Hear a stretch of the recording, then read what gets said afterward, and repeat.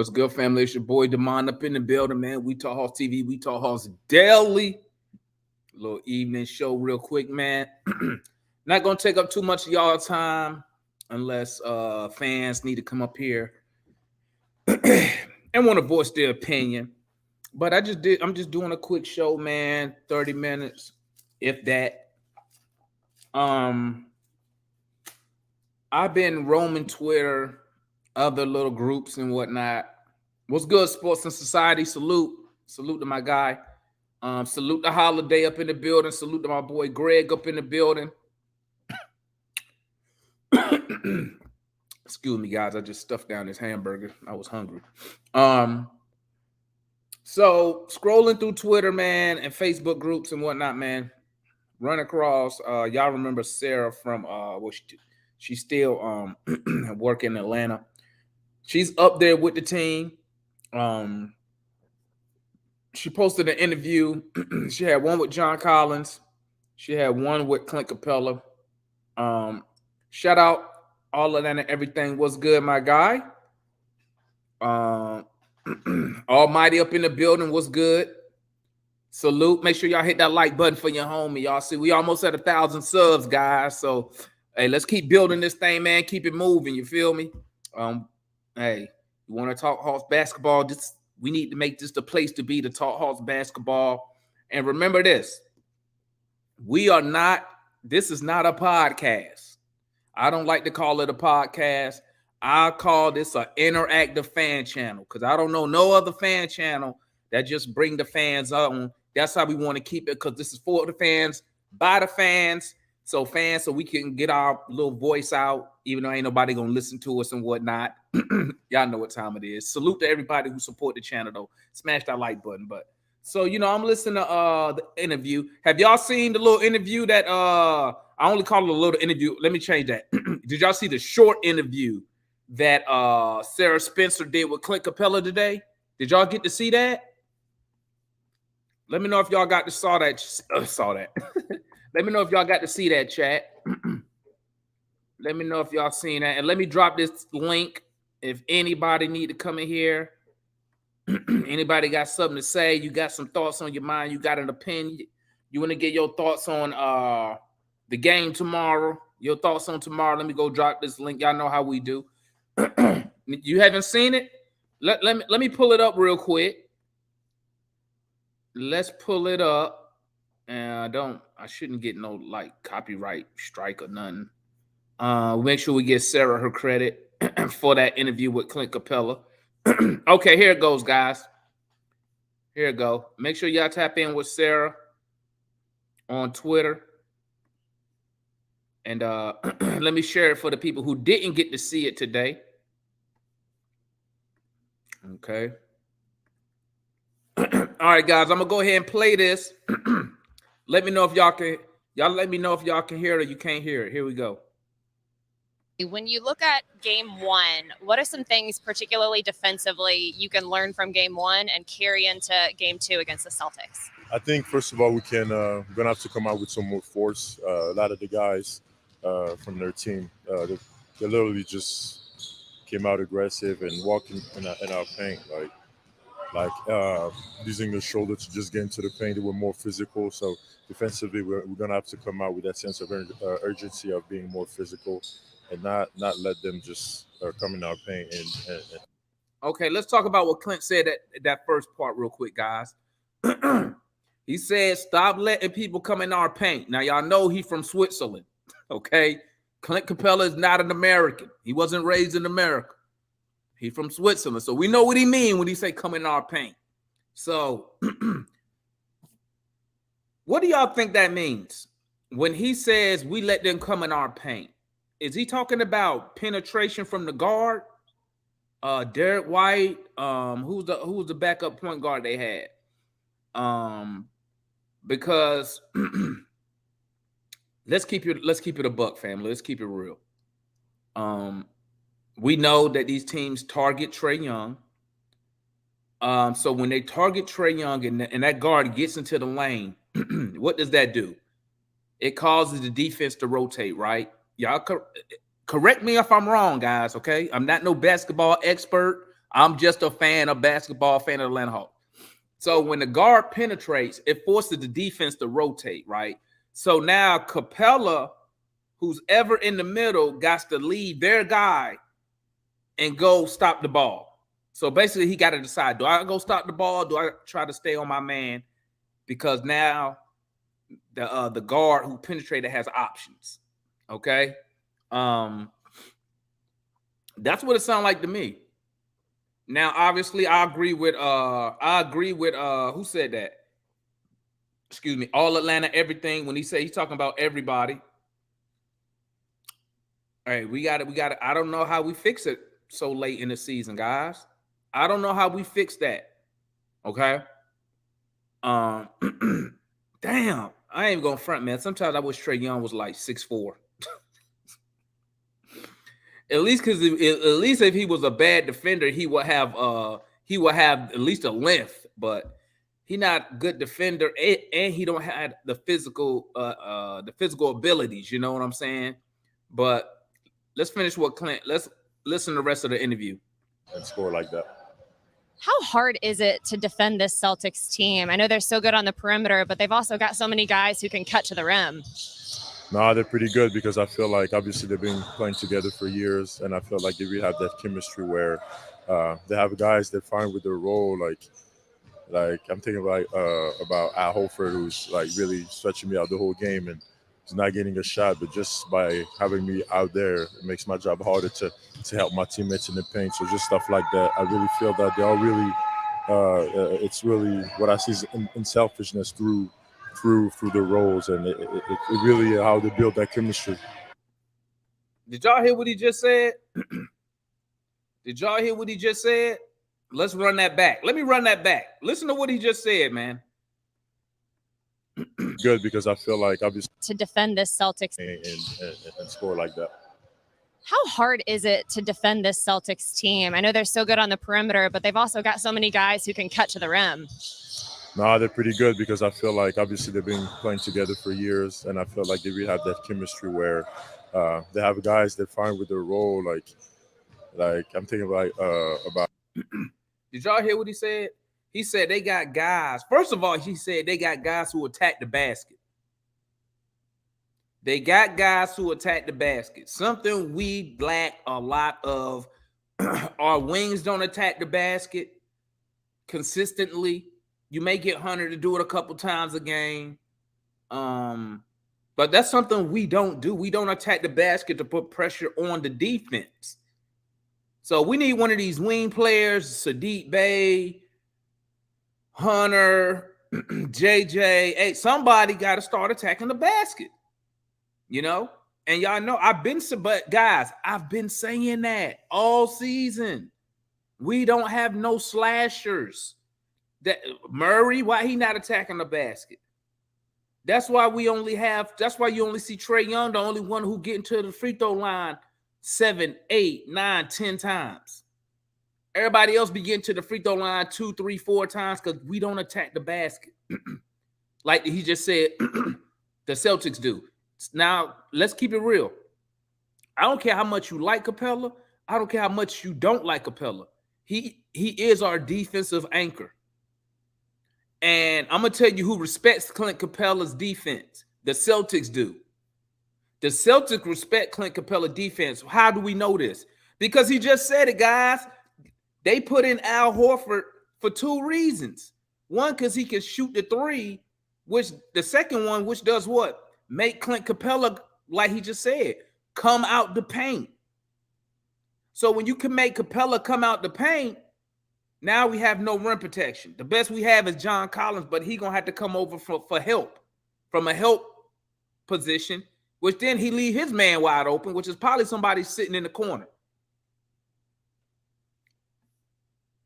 Y'all let me know. Do I sound like I'm making sense? Y'all let me know if I sound crazy or if I'm wrong. Let me know. Let's finish the interview. Al Horford, who's like really stretching me out the whole game and he's not getting a shot, but just by having me out there, it makes my job harder to help my teammates in the paint. So just stuff like that, I really feel that they all really, it's really what I see is unselfishness through the roles, and Did y'all hear that last part? Unselfishness in their role. Unselfishness in their role. And like what Al caught on to it. Guys are comfortable in their role. Unselfishness in their role, which means those dudes are willing to do whatever it takes to win. If they got to sacrifice shots, if they got to sacrifice points per game, assists per game, rebounds per game, minutes on the court, those guys are willing to do that in order to win. Are we at that level yet? Let's bring on the homie analyst up in the building, the youngest in charge. But is what Clint Capela is what he's saying, does it make sense? Because it made sense to me. It made sense to me. Did you get to see this interview, analyst? The one with CC? No, I didn't. Okay. Let me run it back one more time for analysts. Okay. Let me run it back one more time. Clint, thank you so much for joining me. When you look at game one, what are some things, particularly defensively, you can learn from game one and carry into game two against the Celtics? I think, first of all, we're going to have to come out with some more force. A lot of the guys from their team, they literally just came out aggressive and walking in our paint, like using their shoulder to just get into the paint. They were more physical. So defensively, we're going to have to come out with that sense of urgency of being more physical and not let them just come in our paint and score like that. How hard is it to defend this Celtics team? I know they're so good on the perimeter, but they've also got so many guys who can cut to the rim. No, they're pretty good because I feel like obviously they've been playing together for years, and I feel like they really have that chemistry where they have guys that fine with their role. Like I'm thinking about Al Horford, who's like really stretching me out the whole game and he's not getting a shot, but just by having me out there, it makes my job harder to help my teammates in the paint. So just stuff like that. I really feel that they all really, it's really what I see is unselfishness through the roles, and it really how they build that chemistry. What was your defensive message to the team just today in practice and just in general going into game two? I know you're such a defensive leader for this group. That we're not going to let them just poke us again, just walk into our paint, duck us in, because it wasn't even about them making like threes or shots like that. It was really them playing physical on offense and walk into our paint. So you're just going to have to come with that sense of urgency by not letting them. Is it an X's and O's adjustment, or is it just mental? Is it just making sure they don't push you around? No, I think it's mental before anything. It's going to be always some adjustments, obviously. But first of all, like, playoffs is really about that first. It's mental more than anything else. Okay, guys. Now, she said, shout out to Sarah Spencer, right? She asked some good-ass questions. Those are the type of questions. That's what I would have asked CC. Those exact line of questions. And salute to CC for answering them and not giving no bullshit answer. But once again, let me tell y'all what stands out. You know what stands out? He just said it at the end. It's mental. It's mental. Every time I hear one of our players use that word, the first thing that comes to mind is when Nate McMillan got fired. And John Collins said, we could not meet his expectations mentally. That's a problem, guys. That's a problem. So now we start the playoffs. Let's bring on the homie Matt up in the building. But we start the playoffs and we got a problem with our mentality. What I'm going to ask the chat, what I'm going to ask analysts, what I'm going to ask Matt is, I got all that background noise. Where's Matt at? Matt out there in the streets. Matt in the car. Matt, you in the streets, Matt? Yeah, I'm in the streets. I'm running to the store, but I'm listening though. Okay. Well, I'm going to mute you real quick because you got all that background. When you want to say something, just unmute yourself, okay? All right. can't even mute him. There we go. You mute him, analyst? I can't do it. All right. There you go. Okay. So, my question to y'all, let's start here. The mentality. I'm hoping that's what he's talking about. I'm hoping he's not saying they can't grasp like concepts or something like that. But let's go with the mentality. I'm asking analysts, Matt, in the chat, who is responsible for the mentality of the team? Is it the coach, or are players individually responsible for themselves as far as the mentality? What you think, analyst? So I would say that I it's probably more individual one-on-one. And like you brought up JC's comments about Nate. I think that just says it. To me, it's the players individually. If you don't have a winning mentality, a mindset of I want to go out here and be a superstar in my role, I'm going to be unselfish. I'm going to help the team win. Whatever we need to do to win, then that's on you. Because ultimately Quinn has his own mentality. He has to have his own winning mentality. So that's Quinn's mentality is on Quinn, and the players' mentality is on the players. So whoever doesn't have the right mentality, that's on them, and they got to fix that by tomorrow. Matt, you got something on that? So you was asking about the mentality of the players? Yeah, who's responsible for the team's mentality? Is it individual players responsible for their own mentality, or is it a coaching thing to where, because you know what they say, that players take on the attitude, The personality of the coach, yeah. So I would say to me that's more of a culture thing. So the culture of the team, or the culture from the front office, it emanates from the front office, then it comes down to the coach, then it flows through the team. So the front office has to have a mentality or ownership, whatever, has to have a mentality of winning and toughness, and we're gonna go out there and we're gonna play to the final whistle, and we're gonna have an aggressiveness, an assertiveness, and a dominance. And it's because it's the makeup of the team. That's why a lot of GMs talk about makeup.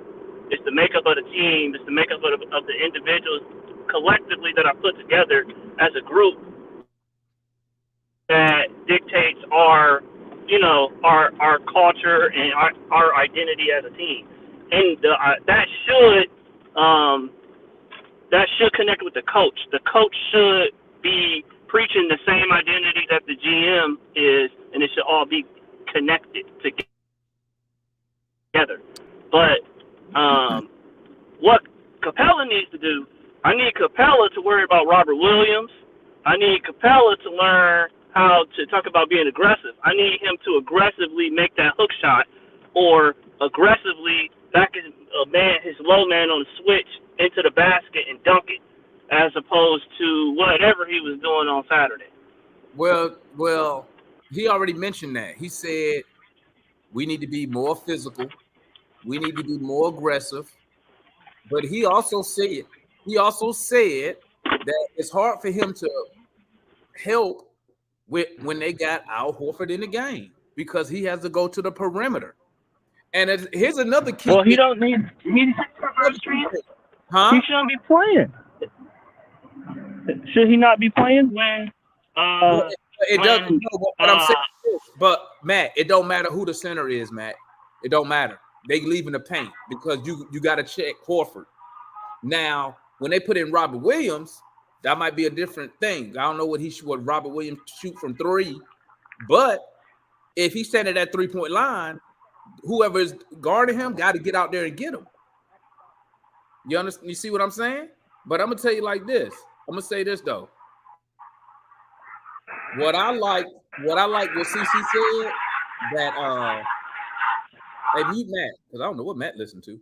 I don't know what he got in the background going. But one thing I just heard CC said, He said, Al Horford, he said, even if he don't get the ball, he's out there. He knows what his purpose is, to drag that big from that paint. And he said, Al don't even need the ball. So when I hear that, the first person pop up in my mind is Trey Young. Okay. That's the first thing that pop in my head. Because I need Trey Young to understand that, hey, if you shooting like shit, what are other ways you can help? Because at the end of the day, it's about winning the game. So let me give you an example. Russell Westbrook. He was 3 for 16 last night. 3 for 16. But guess what he did? Played defense on that final possession on Phoenix Suns' second best player. Got the block and forced the turnover.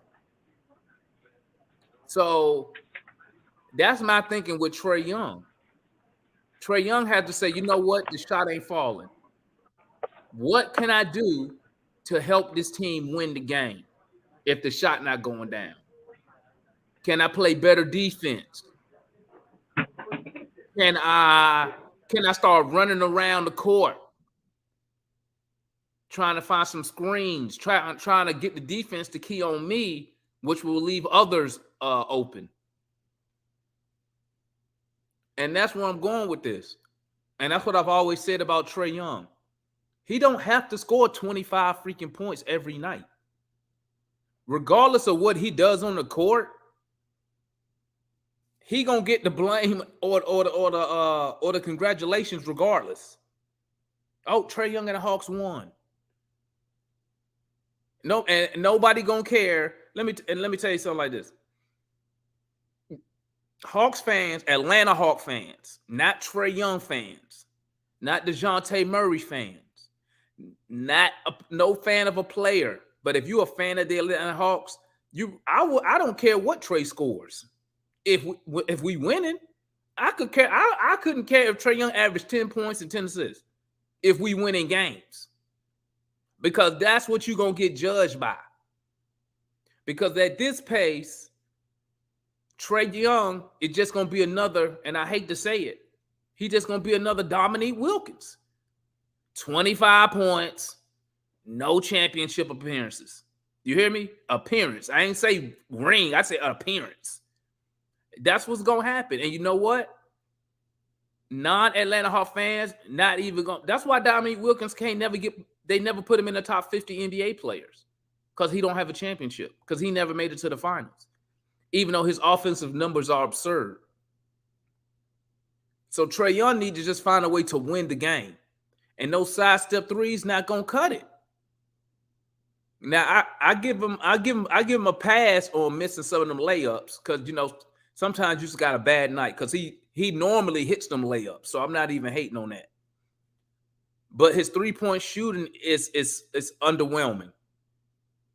So I need him to find a way to impact the game if he can't score the ball efficiently. I don't need him going 6 for 20 from the field. I don't need him going 1 for 8 from 3.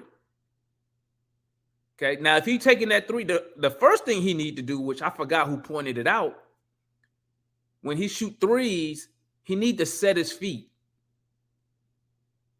Because you notice when he shoot the logo 3, his feet are set. But when he shoot the 3 from the 3-point line, he the side step, the step back. You see what I'm saying? And it's not working.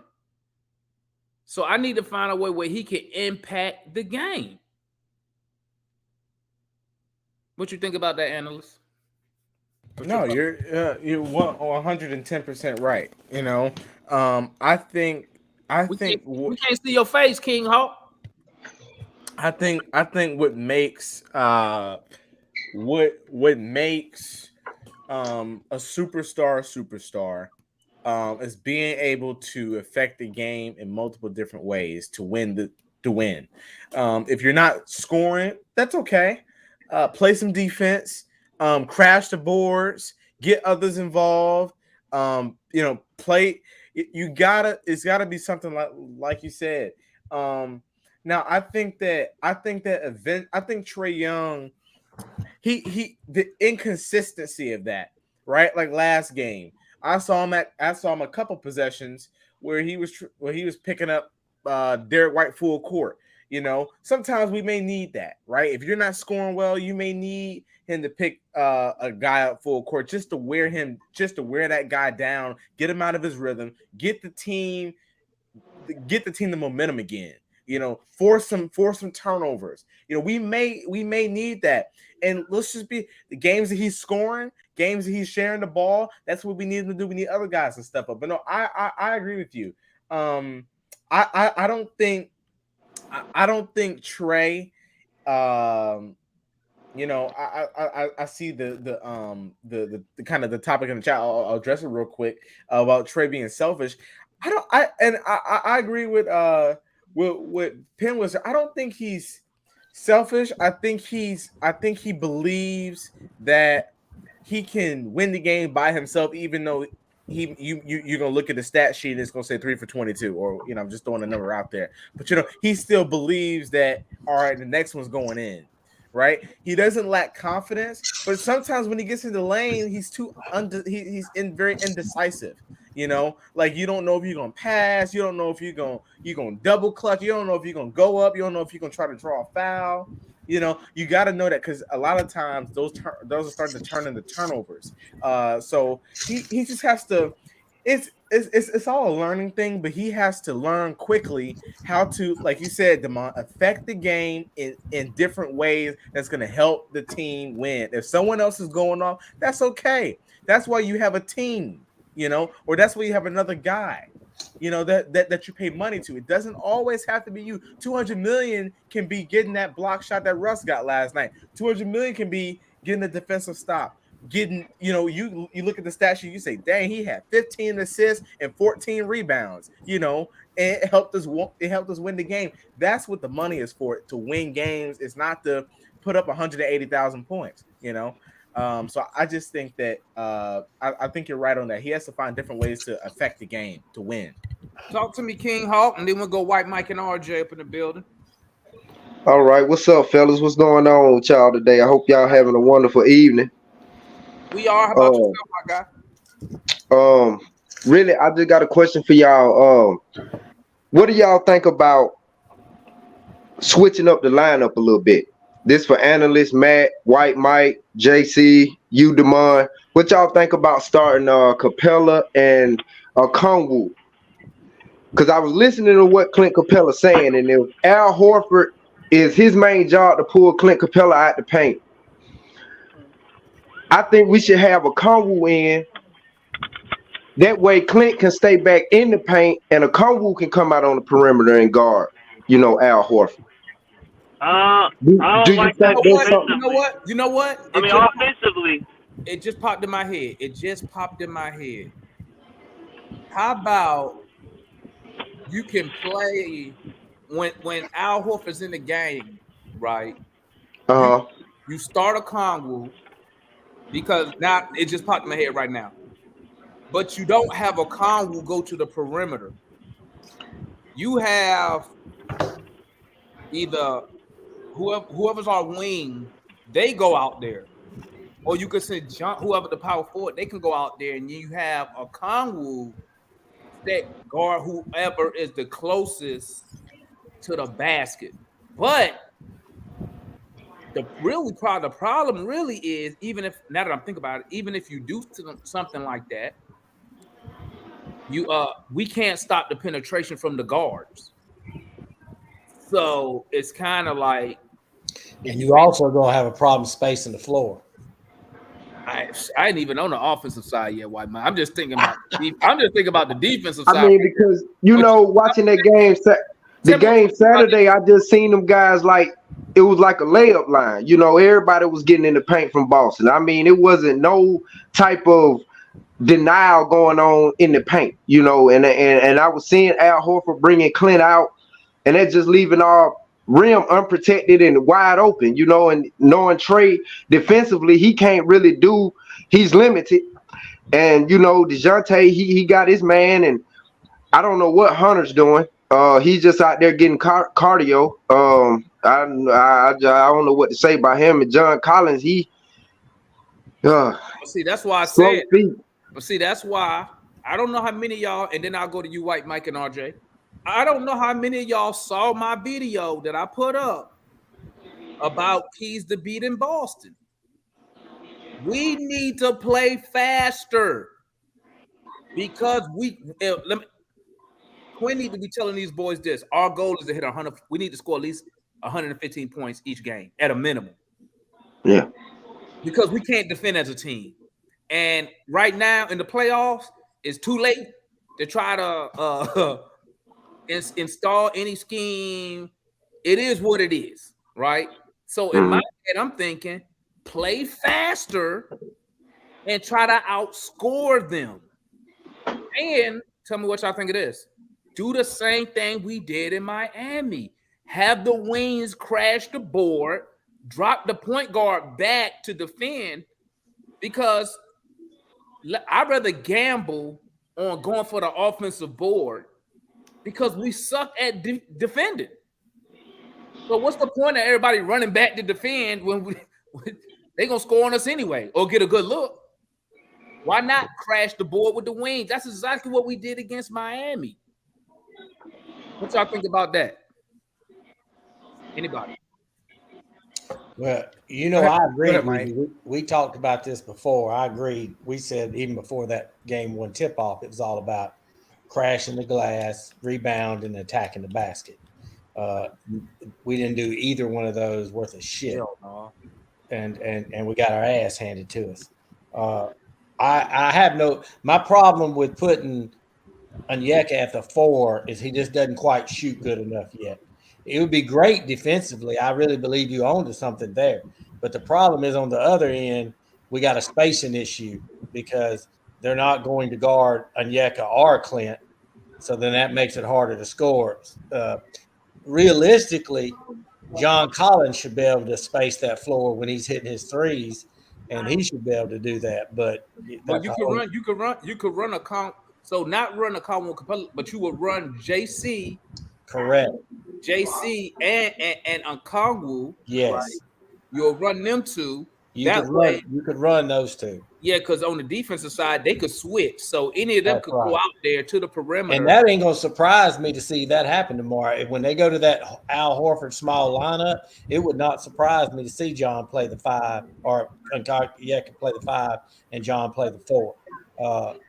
I could definitely see that happening and then switch. Yeah, because the reason I brought it up because I watch Cleveland and they use sometimes, not every game, depending on the matchup, they'll have Mobley and Allen out there at the same time. And them boys, that's why they defensive rating was so good because they got 2 twin towers out there that's going to, defend the paint. And Mobley can score away from the basket. He can, he got his little dunks and his little jumper or something like that. Mobley's legit.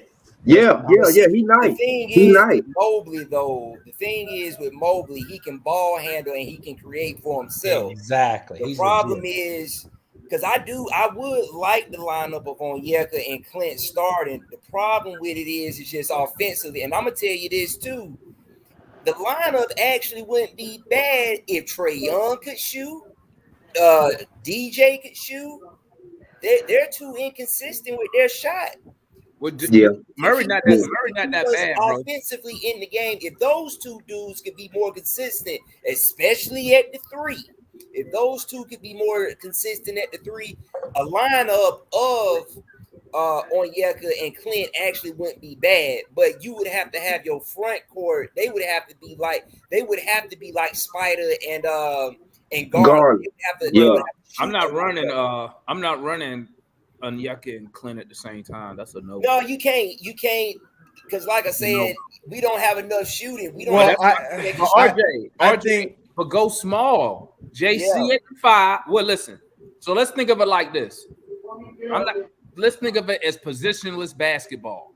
Right. So so it's going to be at any point of the game. Oh, hell, you going Billy Knight on us.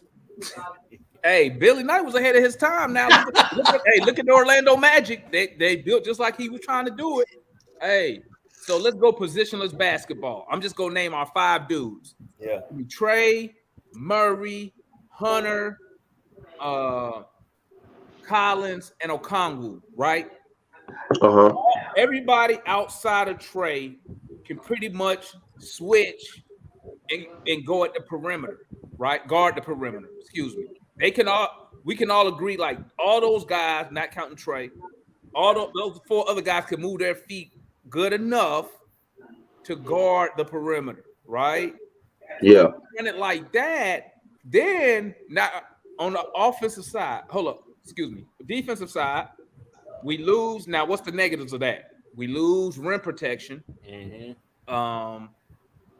You lose probably. We're gonna lose height advantage. We ain't gonna have no height out there, Right. really. But luckily, Boston dudes is just 6'10" also. You know what Yeah. I'm saying?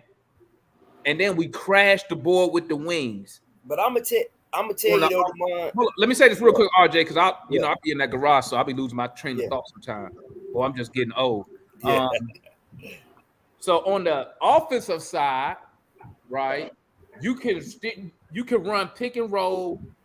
I would rather, even though Okongwu was out there, I'd rather run the pick and roll with Collins instead of Okongwu, because Collins don't have to roll to the basket all the time. He could stop and just pull up at the mid range and Pick and pop. Exactly, he efficient there. On defense, yeah. On the defensive side, we're gonna lose out on the height rim protection, and then everyone will have to crash the boards except if Trey out there, whoever my point guard, not crashing the board. They're gonna drop back. Everybody else got to crash the boards. That's the exact same thing we did in Miami. Yeah. And we played physical. Why we went out there in Boston and didn't play physical is beyond me. Talk to me, RJ. Yeah, man. You know, I hear you guys talking about the defense, and granted, the defense does need to be better. But I'm gonna tell you, man, going back, because I actually rewatched the game. My biggest concern was the fact, man, we couldn't hit open shots, man. There were times in the game, bro. I mean, Trey Young wide open from 3, he bricks. DeJounte Murray wide open at the 2, he misses. John Collins, we know he gonna miss. Wide open at the 3, he's missing. And DeAndre Hunter missing wide open shots. That's a big concern for me. And granted, I get it. The defense is horrible. But man, because even Snyder said, he was like, man, we're getting open looks. It's not going in. And that's a concern for me, man. That's a big concern, especially when you pay, and I get it, Boston is more balanced, but man, we got to find a way to get the ball in the hole, man, because I don't understand this, man. Like, the shooting is horrible. And Trey, and I said this when we lost the first game, as our best player, you cannot be our worst player. That's unheard of, man. You can't have your best player on your team be the worst player on the court. That's unheard of. And but that's my thing. And I get what you guys are saying about the defense. It's bad and it does need to be better. But man, we really need to really consider the fact, man, our shooting was hard. Even our 3-point specialists couldn't even hit shots. So he was missing. Sadiq Bey was missing. And I'm not just putting it all on Trey, but he was damn sure taking a lot of them and he was breaking a lot of them. So, you know. But he hit the logo one because his feet was set. Yeah. So and RJ, at first I thought you were saying that we weren't getting open. I was like, yeah, we're getting a lot of open looks. No, so we are getting a lot of open looks, right? We're just not hitting them. So I was looking at a couple lineups. You know, I was playing with a couple lineups, and I was thinking, I was like, you know what? I was like, I'll take a little bit of the defense we play. We held them to 112, right? And I was even looking at when the score was like 51-27. Had we been hitting our shots, it would have been a back and forth game. So I wouldn't like, you know, I'm concerned about our offense now, you know, and I'm looking at different lineups. If we go with a defensive lineup, so let's say we go something like if we go a switchable lineup, I should say. So we go something like Trey, DJ, Jalen Johnson, JC, and Onyeka. I think that I think you have to run a lot of actions cutting towards the basket, like the mom was saying. A lot of pick and roll with JC. JJ's going to have to be initiating some of the offense. Trey's going to be off ball, moving around DJ. So I think that's going to have to be that. But if we can, like you said, one of the things I went back and looked at, it's encouraging to me, but not encouraging at the time, but it's encouraging to me that Bogey shot really bad. I don't think Bogey would shoot that well. I mean, shoot that bad again, or miss that many open shots. Bogey himself. I thought Bay missed some open looks he usually makes. Trey just has to.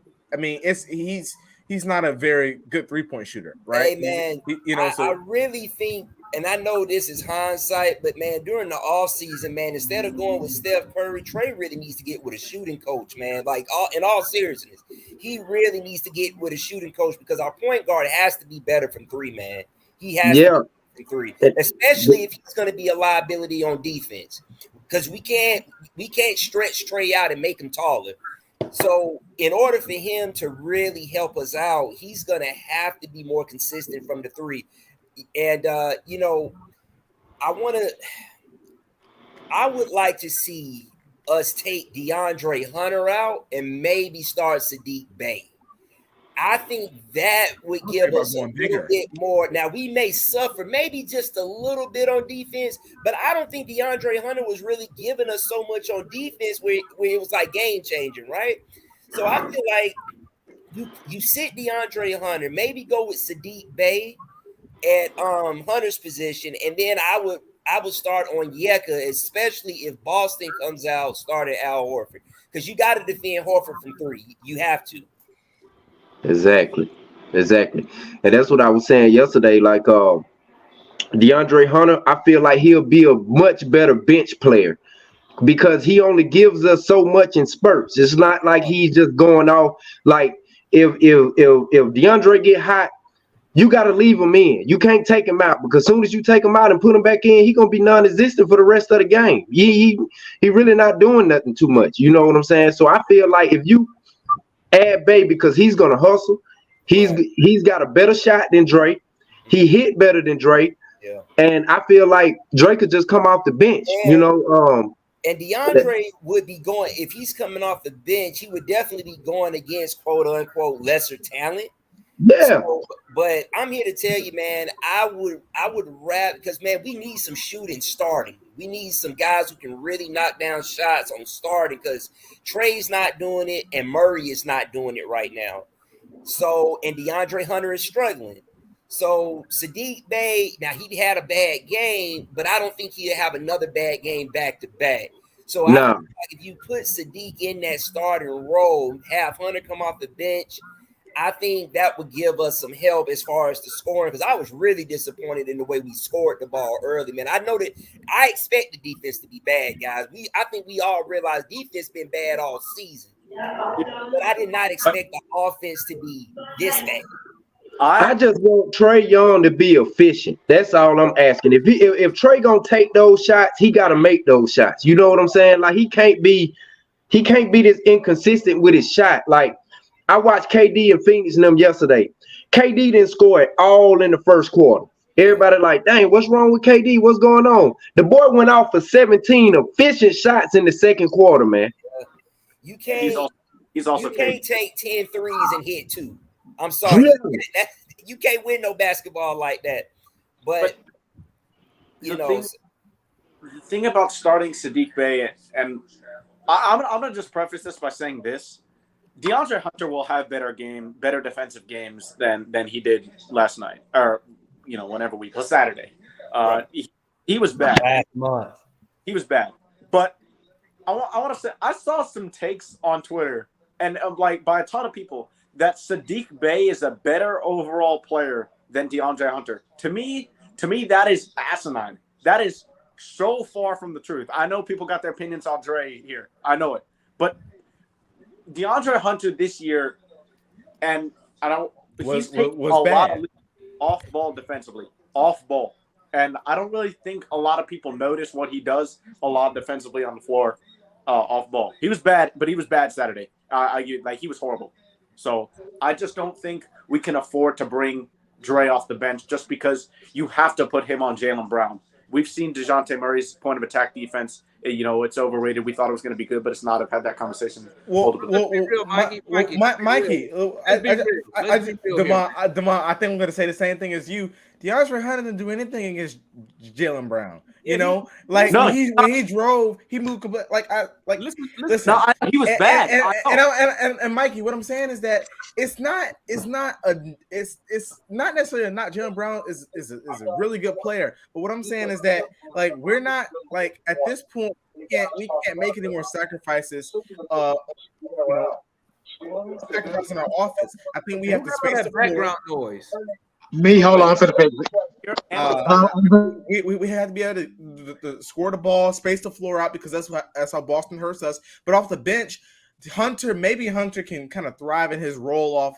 I'm just talking about for this series. You got to make adjustments. You can't sit there and be stubborn. You got to make adjustments. We got to see if Hunter off the bench gives us a spark off the bench that Boston cannot match. He may score 25 off the bench. Hey, listen, Mikey, listen to my logic here. Go ahead, Devon. I'm sorry. I gotta say it because I been predicting this shit, man. I'm so fucking good. Listen to me, man. I said in my keys to beating the Celtics, I said, who gives a? I don't care if Jaylen Brown score 40. I don't care if Tatum score 40 with him. Others, yeah. That's only 80 points. But guess what, family? Two things happen. One, we let the others, and what I said it in my video. Yeah. We let Derek White go for 25 and 7. I'm not saying Derek White is a bad player. Listen to me. I'm not saying he bad. What I'm saying is nobody penciled it. Nobody said, hey, we need to game plan and stop Derek White. Derek White, if we give him 10 to 12 points, I'm good with that. You can't give him 25. You might well gave 25 up the Pritchard or to Muscala or whoever coming off the bench. Another thing, and I'm gonna keep saying it until we start doing it. We have to play faster. Listen, Dre Hunter, Murray, all that on-ball defense shit, scrap that. Let's not mention that no more. Damn. Who that is? Yo.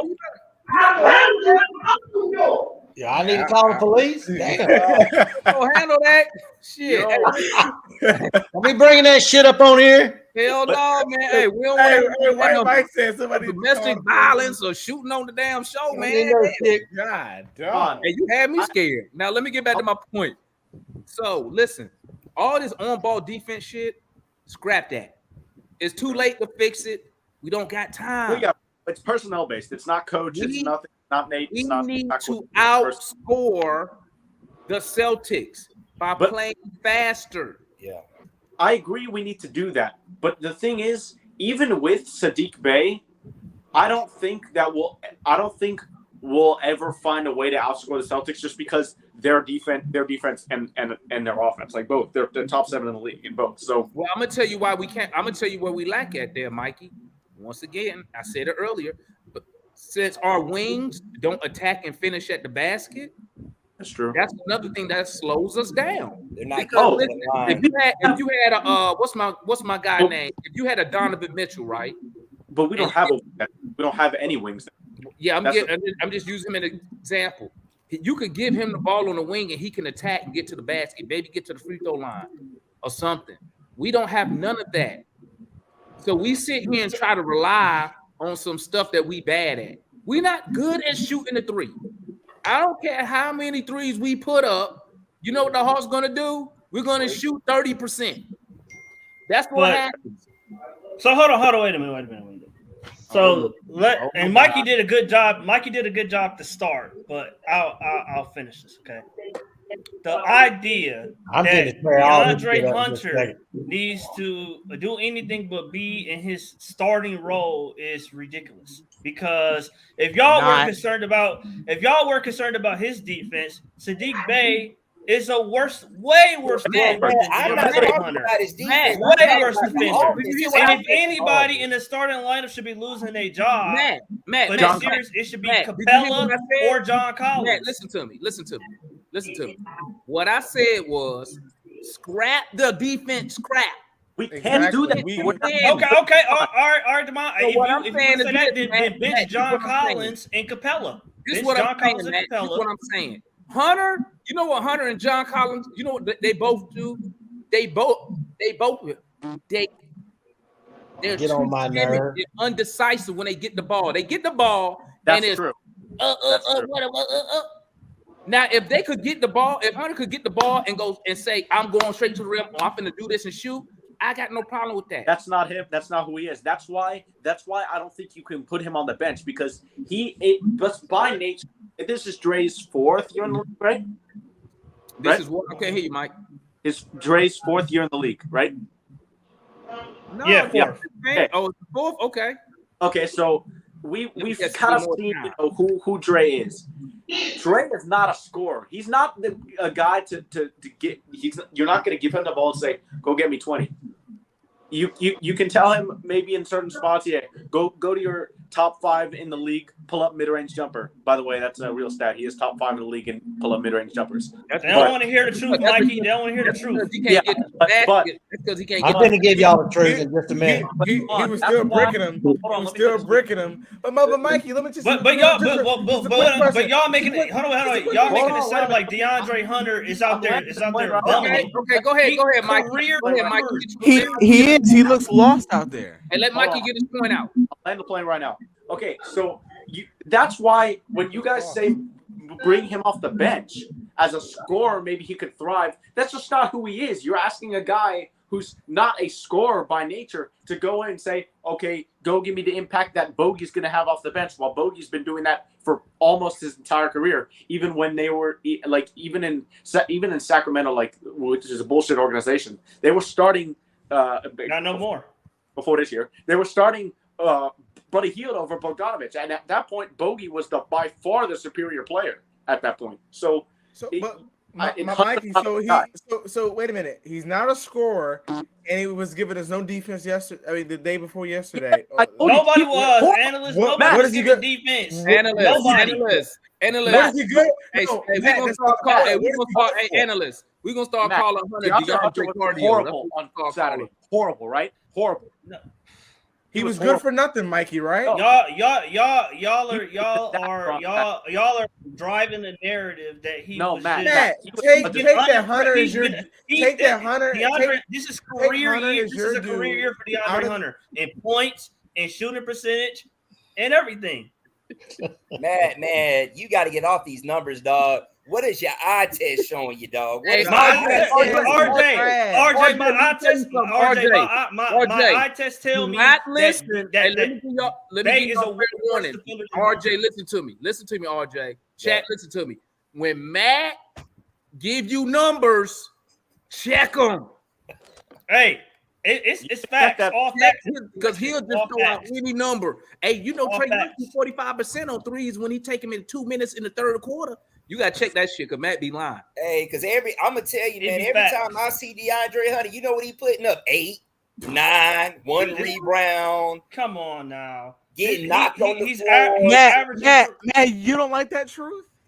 He's averaging career highs across the board. Shooting splits, career high turnovers per game.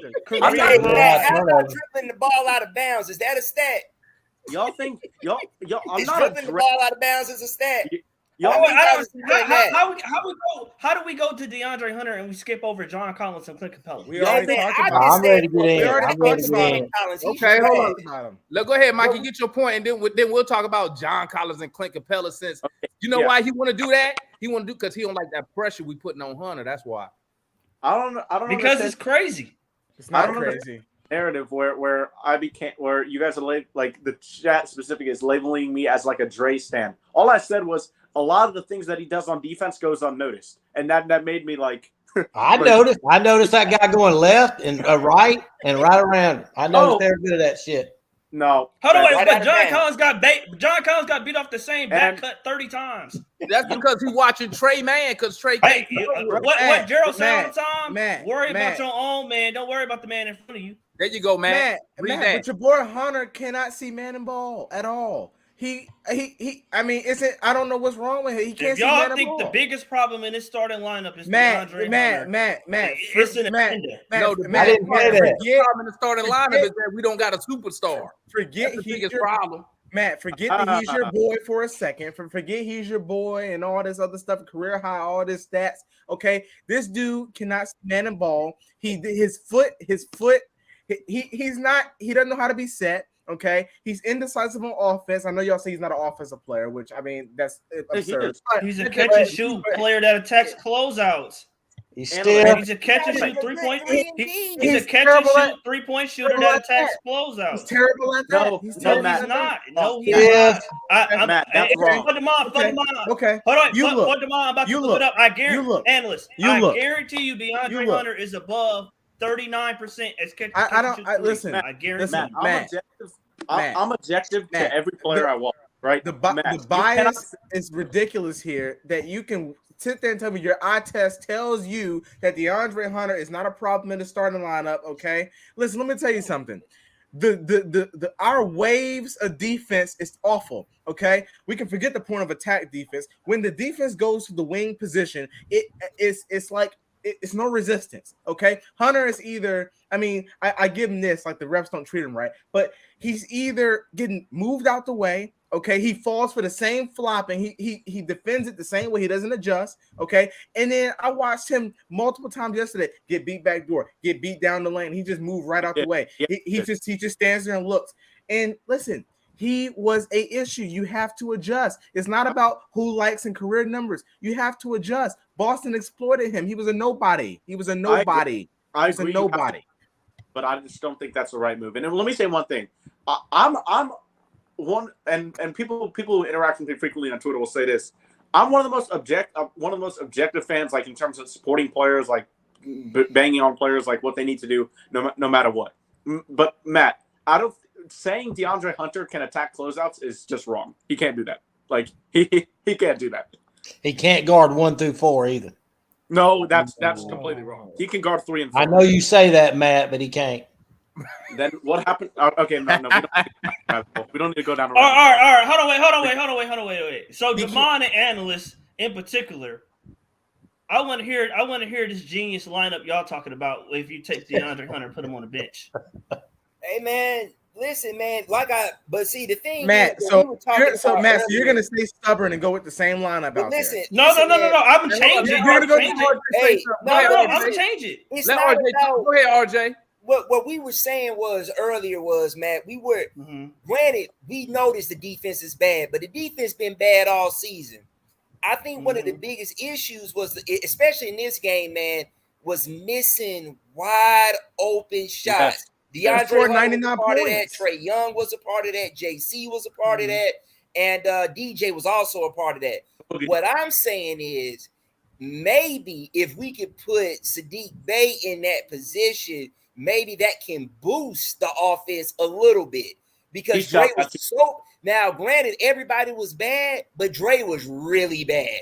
He was really bad. So RJ, I'm gonna go with that. He can elevate it. All right, RJ, I'm gonna go with that. So just by average, and Mikey, fact check me on this for Devon. Okay. I'm gonna guess and say DeAndre's 3-point percentage is anywhere between 10 and 15% higher than John Collins on the season. So why would I take out a 30 a plus? We don't have anybody. JJ hasn't developed a 3-point shot yet. So we can't put JJ over John Collins right now. We just can't do that. It's not that drastic. It's so lame. I don't know why Matt think. Listen, John Collins is a career 35%. Yep. No, I said for the season. For the season, what's he shooting for the season? Probably 30%. 32. I was close. Hunter ain't 15% better. That'll make him an elite 3-point shooter. And we know he did that. Yeah, well, I seen him plenty Matt, wide I'm just saying, do it for this game. Let's just do it for this game. Do it for one shot. So what's the lineup, RJ? What's the lineup? So the lineup I'm talking about is you run Trey Young at the point, you run DJ at the 2, you run Sadiq Bey at the 3. I'll put JC at 4, and then you start Okongwu at the 5.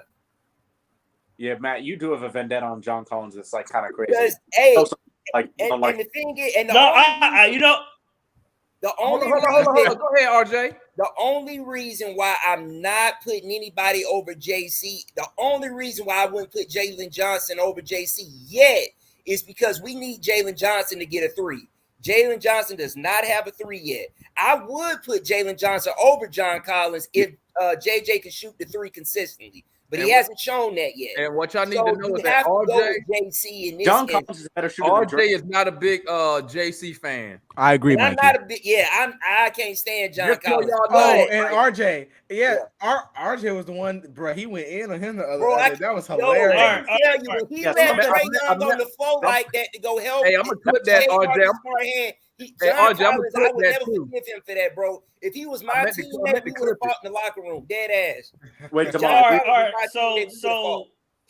So I believe John Collins is one of the 3 worst defenders on the court. Oh my God! What? He was. He was. You hating right now, man? No, he was. He was one of the worst 3 defenders. He got blown by Jaylen Brown. Hey, Matt. Okay. Well, who was the other 2 worst ones? I'm waiting. Trey Young. And who else? You better say Hunter. Hunter was bad. Hunter was bad. Yeah, Hunter was bad. But that's not Hunter was really bad, Matt. Really bad. What about Trey? Really bad. I need to hit Trey. No, I said top 3. I said top 3. Okay, so you said the whole team was bad. Who else? I would Hunter, put off the bench. And Trey. And I put Trey up there, sure. Okay, I'm just making sure now. You like you be forgetting about that. You forgetting that Derek White 25 and 7. But Hunter, that y'all act like that's a normal occurrence for Hunter to be bad on defense. It's not. Bro, listen to me. He's not a unbelievable defender, but he's not this awful defender that y'all making him seem. Man, listen to your boy, okay? It's the reason why they call me Negro Damas, okay? It's the reason why they call me that. Because I know the fucking Hawks, okay? I call this shit every fucking time I watch you. And Damon, y'all looking over the biggest. Y'all looking over the biggest fact. Listen to me, man. We are not always about. Read that right there. We over here. Fuck the defense. We can't defend. We can't. But Damon, I this is what I said earlier when I just came up here. We cannot score with Boston. That is just a simple fact. That's not true. That's not true. I'm trying to set it before the series started. Hey, Mikey, how old are you, Mikey? Huh? How old are you? 21. 13. Okay, so let me speak some of your 21 lingo. That's cap. Okay. Well, I'll just simply say it like this, Mikey. I don't understand. Hold on. Mikey, you're what wrong. About my lineup? You're wrong. You're wrong. We don't have the real quick, Matt. Real quick. Mikey, you're wrong. Okay. If I looked at the numbers and I looked at the game again and again. Okay. If we make not even a 30, let's see, we shot 1 for 18 the first half. If we made at least 6 to 8 threes the whole game out of 29, or we made it's something around there. Have we made most of our wide open looks? It is a back and forth ball game. Yeah. We shot 17%. So to say that we can't keep up with their offense, if we're hitting shots, we can. They scored 112. We scored 99. Hey, go ahead, Pharaoh. You ain't said nothing. Pharaoh sleep. Your eyes looking like Pharaoh sleep. Pharaoh, you look like me in the garage. No, that ain't sleep. Look, I just said like it. Look, that's how I be looking at it. We call that analyst. Analyst. That's how I be looking. I'm ready to get started. Y'all let me in here. Hey, go ahead, Pharaoh, and then Mike, say what you got to say, my guy. Go ahead, Pharaoh. I agree with this lineup change. I think it'd be interesting to try for at least one game. Well, we already know you don't like Hunter. I do finesse. No, I don't. It ain't even about Hunter. Cause if it was about Hunter, I'd have said get rid of him and do the lineup all the time. But like try. I mean, because that'll bring in the 3-point shooting. I think we can score with them because then we only lose to them by 6 last game. We played them. We can keep up with Boston if we hit shots. Yeah. So I would try the smaller lineup. I feel like whichever center play, Horford gonna bring out whatever center he is. So if Onyeka out there, he gonna bring him out. So it's still gonna be easy to the basket. So they gonna have to do a lot of help defense anyway, which they ain't good at. I would try the smaller lineup. Just try to score with him. Go ahead, White Mike. All right, I'm gonna tell you what I think right here. And by the way, White Mike, before you go, don't mess up my ribs, White Mike. Please don't make me spit out my ribs. I'm not even gonna get into DeAndre Hunter tonight because I agree with Damon. I think defense is, to me, on the back burner at this point. We are who we are, so we got to score. Here's my point. This team, Trey Young, his mindset and the way he plays dictates this team. He's the superstar, and he can, whether you want to say he's a leader, he's not a leader, I don't give a shit about that, man. What I give a shit about is his attitude is this team's attitude. It happened last year when we played Miami. When he got frustrated and quit, we looked like shit. And I want somebody to come out with a little dog. I'm tired of getting pushed around. The reason I say Saddiq Bey needs to start is because he gives me 100. And White Mike, does he or does he not attack the basket? Saddiq Bey, he gives me 100. Yeah, that's the guy that attacks. That's the guy that attacks closeouts. Let White Mike finish. Go ahead, White Mike. I'm not saying he's more talented than DeAndre Hunter. Right. What I'm telling you is DeAndre ain't giving me 100, and he's never given me 100. And so I'm going to accept that he's not going to give me 100. I need Trey Young to realize that this is his team and this team goes the way he goes. That's true. And he needs to buck up. And like Damon said months ago, I agree with this. Fuck that switching shit. You gonna come at me? I'll pick up 4 damn fouls. I don't give a fuck. You ain't punking me out on national TV like I can't guard nobody. Hell yeah.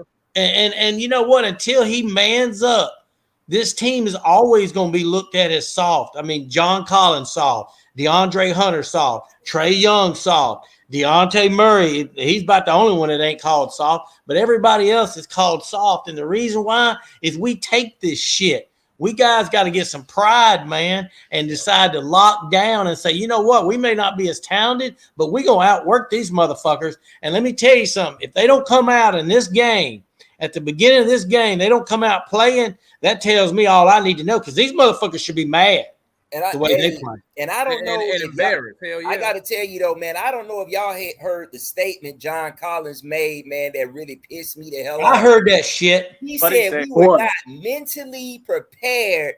Bro, what are you talking about? You're not mentally prepared. Y'all, last time I heard y'all said the regular season was boring. RJ, you don't remember? Y'all don't remember when I came up here and told y'all that this is not his first time saying that. This is the dude y'all want to keep in the starting lineup. That's the exact. You don't have a choice. Listen. That's the exact same thing he said when they interviewed him the day Nate McMillan got fired. Yeah, we could not live up to his expectations mentally. Man, how many times have I said that on this show, bro? Yeah, man. That told me a lot about this team. I mean, excuse me, not the team. It told me a lot about the players. And I want to add on to something Mike was saying. I want to say this, man. Don't worry, I'm gonna play the interview for you. I'm gonna play it. If Trey Young comes out and facilitates and guys are open, man, they got to hit them shots, man. Because if you go back in the beginning of the game, he hit a lot of open guys with some phenomenal dimes, man, and they were missing them. These dudes were wide open. And that was one of the things I think I liked about Slink. He said, listen, man, this guy can facilitate, but he needs shooters. He needs guys that can knock him down. And that's why I say, man, if you put in a Saddiq Bey who has shown the ability to be a knockdown shooter, I think that can just – I think offense, because like you guys said, man, the defense is not getting better. But I think the offense can be better. And I'm not saying Saddiq just – and I don't even think nobody is saying they believe Saddiq Bey is better than DeAndre. I'm not saying that at all, but what I am saying is in this particular game, we need some shooting, and I think Saddiq Bey can give us that. Let's hear what John Collins got to say, family. Man. Was there anything that the Celtics were doing defensively that took away that 3-point line for you guys in the first half, or was it just one of those halves where the ball just doesn't go in?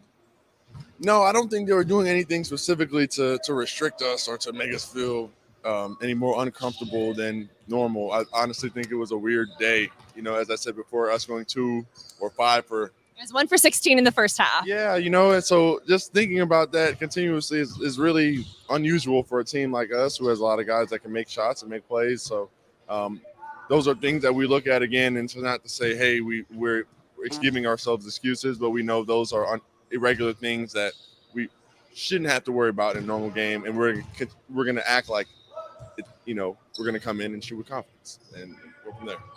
Did it make it harder in that first half? When you have that many misses, then I know it makes things harder in transition too. Did you make it harder on yourself in that way? Yeah, I think it just made it harder on us mentally. You know, we continue to take shots, but when you're just not making them and you're continuing to shoot, it just puts you in a little bit of a drag.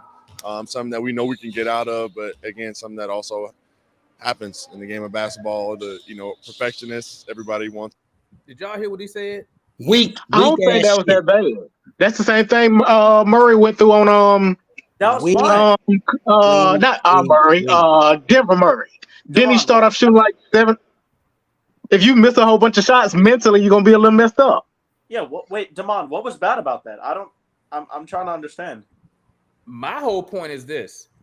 Every time John does an interview, he always speaks about this team mental makeup. It's always That's my point. My point, I want some dogs, man. My point is this. When he said we can't meet, we could not match we could not meet Nate McMillan's expectations mentally. To me, that speaks volumes. These are professionals. Now, let me add this. I could go either way. What does he mean by mental? Mental toughness. They can't grab basketball IQ. It could be a lot of things. But I had never heard a professional basketball player say we could not meet somebody's expectations mentally. I'll tell you what he was saying to me. Here's what he said to me right there is, number one, that he's mentally weak. He's saying because we didn't see the ball go through the net, we were defeated mentally. Now that's a lot of players, White. Let me tell you something. Wait a second. Whoa. Go ahead, Mike. Go ahead, White Mike. Whoa. I don't want to hear that shit. You know, sometimes shots ain't gonna fall. That don't mean you check out mentally. That means you got to lock up defensively. Check out is strong. Okay, did he? I don't like that laying down shit. He didn't say that. Hey, I don't think he meant like check out all the way. He said it mentally affected us when the ball didn't go through the net. It don't mean you checked out though. If you miss 7 shots, hold on. If you miss 7 shots, you're gonna be like, okay, this next one got to go in. No, I'm gonna tell you what I would be doing, Pharaoh. This is what I would be doing. Tagging that damn rim. So you telling me? Well, that too, yeah. So you telling me, and I blame this on Coach Quinn. He keeps telling them to keep shooting the 3. This is my thing. I could understand if for the season as a team, we shot like 38%. That's like league average, round league average, right? We don't. We shoot worse. So I don't understand why Quinn sees these dudes, even if you go look at that numbers and you look at from an analytic point of view, we can't shoot the 3 efficiently. So for them to tell them to keep shooting, that's probably in the head. What they should have been doing is saying, hey, this shit ain't going in. Let me see, can I get to the rim? I get a call? I will say this, and this, I agree with you, Damon, but this is like a devil's advocate role here. Okay. The Celtics are elite in point of attack defense. The only guy you can really attack are Sam Hauser, and we have wings that can't really dribble, and Jaylen Brown. I don't think we did enough.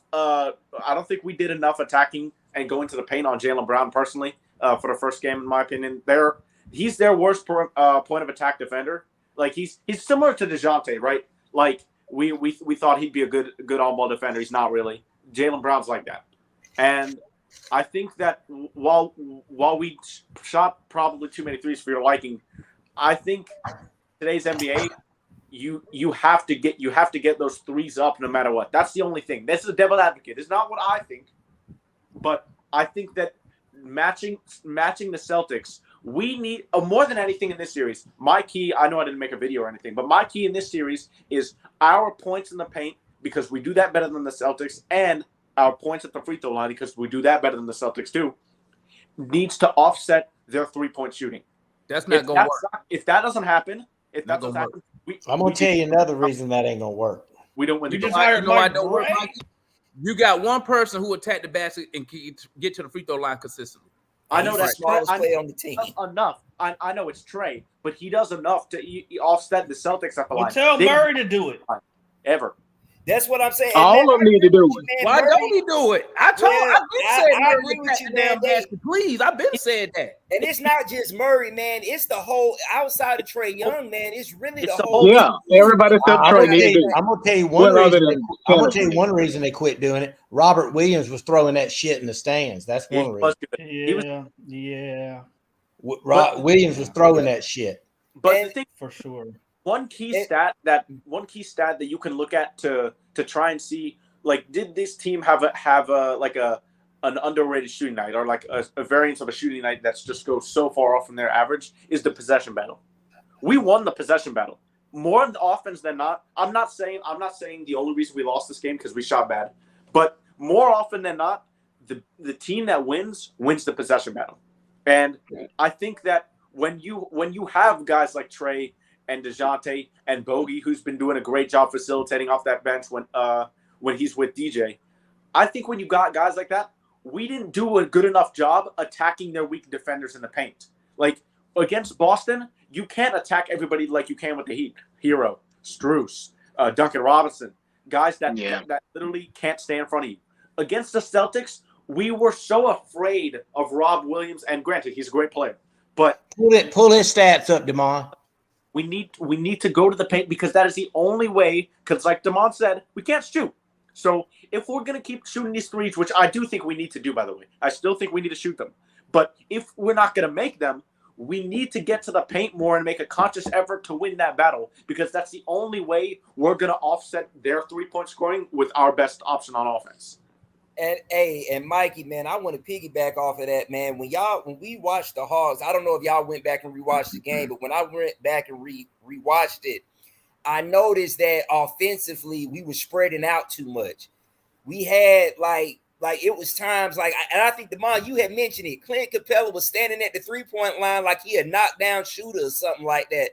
When we lost the game, we need to, if we're going to shoot the threes, we definitely need to make sure we got somebody under the basket, because we're so bad at doing it. We need to try to make sure somebody's under the basket to do some cleanup, man. Look at that stat line. Let me say something, man. First, Robert, he only had one block against us.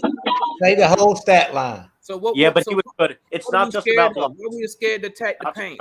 He was good. Let's talk about this real quick, man. Listen, okay. These threes, we need to limit the 3-point shot for us, because we're not efficient. And I'm gonna tell you something. The wings, if Quinn decide to stick with it, like I said once again in my video that I did, he need to attack the Celtics the same way we went against Miami. You have if we gonna shoot the threes, he need to have the wings crashing along with whoever's our 5 and who's our 4 out there. You drop the point guard back. We can't defend. We got a better chance at crashing and going after offensive rebounds than we do trying to stop the other team from scoring. That's if he's going to keep shooting them threes, okay? Me personally, I'm telling everybody to get to the basket. I don't care who down there. Robert Williams, Hakeem Bilal, I don't care who down there. I agree. Attack. Let's see if we can force the refs to make a call if we can't finish at the rim. Because to me, shooting these threes, you're shooting 24% against Miami. You're shooting through 3 quarters 6%. all them shots to me is wasted possessions because we're not even getting the rebounds. We're not getting second chance points. So why not see if we can attack, get to the free throw line? That's what we need to do. We have to outscore the Celtics. The 3-ball not there. Trey, listen, man.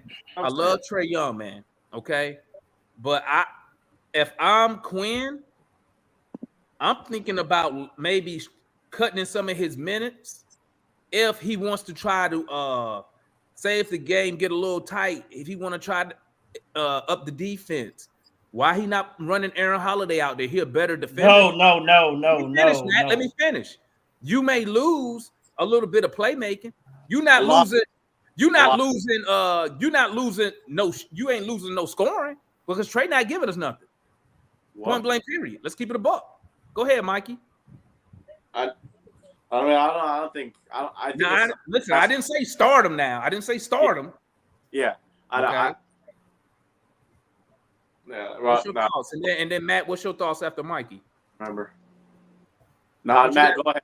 Go ahead, Matt. What you got? No, I don't want to see Aaron Holiday at all. No. So you want to see a dude out there go 6 for 25 from the field and be a liability on defense? Who was 6 for 25? I'm being nice. What was Trey? What was the number? You know what they was. What did he was only 5? He was 5 for 18. Yeah, he's 5 for 18. What's the fucking difference between 6? What is 5 for 18? But I'm saying. That's 27%. So you rather have a dude out there shooting 27% just so because you like him? No, I'm saying that he has the ability to turn it around. And the other bro, he ain't turned it around all year. Come on, Damon. All year? That's dramatic. No, it's not. But I know what you're gonna do. Yeah. But guess what, Damon? Since February 12th, he's been doing. I know what you're gonna do. Go and do it. Here's what I am gonna say. I think you know what, Damon? Since March 21st, trade go do it. I think we have to hit threes to win. We have to. But we got to shoot from the corners. We can't. We got to hit threes. Long rebounds. Matt, I was gonna. They're packing that shit in. Mm-hmm. And the corner three's wide open every time. But that was one of my keys to the game that the video didn't come. But that was one of my attack the basket and shoot from the corners. That's it. Like you know what? Hey Matt, real quick before I forget. Tomorrow. Or you could do it tonight after the show. Hit me up, do a video for game 2. But we're gonna do it. I'm gonna do it up here and record it up here. That way I can just look. I don't know why. I told analysts how you redo it. Analysts dropped the ball on that. Look, that's what happened when you trust a 16-year-old to do an adult's job. Shout out my guy, analyst. That's my guy. Have y'all ever heard of playback? What's that? So basically, it's I'm partnered with them, and basically, I can host, and we could do this. Damon, I can make you like co-host. You could like mob the room and everything. We could watch the game on the screen and have people on the stage talking about it while people watch the game on the screen. So like you wouldn't have like mixed TVs at different times and stuff. Like you can actually the game will be on the screen. All you got to do is make an account and connect to your TV provider, streaming service, however you watch Hawks games, right?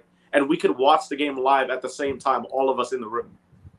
Like I could show you how it works, and we could try it for game 2. Run it. Check it.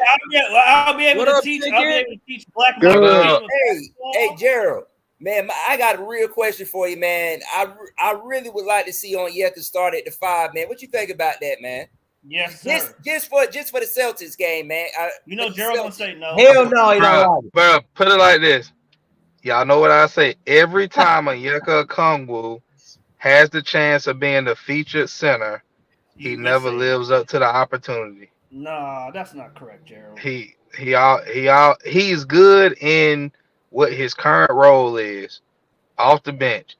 Everybody ain't made to be a starter. Capela ain't no starter no more. I mean, look at the numbers, Gerald. Come on, that's not true. He's not built to be a starter. Season wise, he is. I mean, he might have problems guarding Horford. He's an elite rebounder. Yeah, that's it. That's all he does. But there's nothing. But there's nothing. We do need it. But Matt, there's nothing that Okongwu does that's elite. He does stuff well, but he isn't elite in any category on the court. Matter of fact, nobody on the Hawks is elite in any category on the court except Trey Young. and Clint. What is Trey Young elite at? John Collins. He's an elite passing.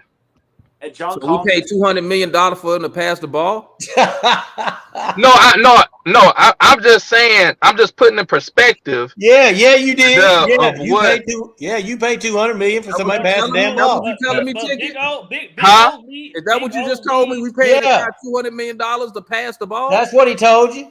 And scored 27 points a game. And scored 27 points a game. But Matt, he's not an elite scorer. He's a volume shooter. He's a volume scorer. He's not an elite. He's a good scorer. He's not an elite scorer. No. He a volume shooter, bro. He need 20 shots to get 25 points. Matt, he's not an. 19 he's not an elite scorer. A game is not a lot.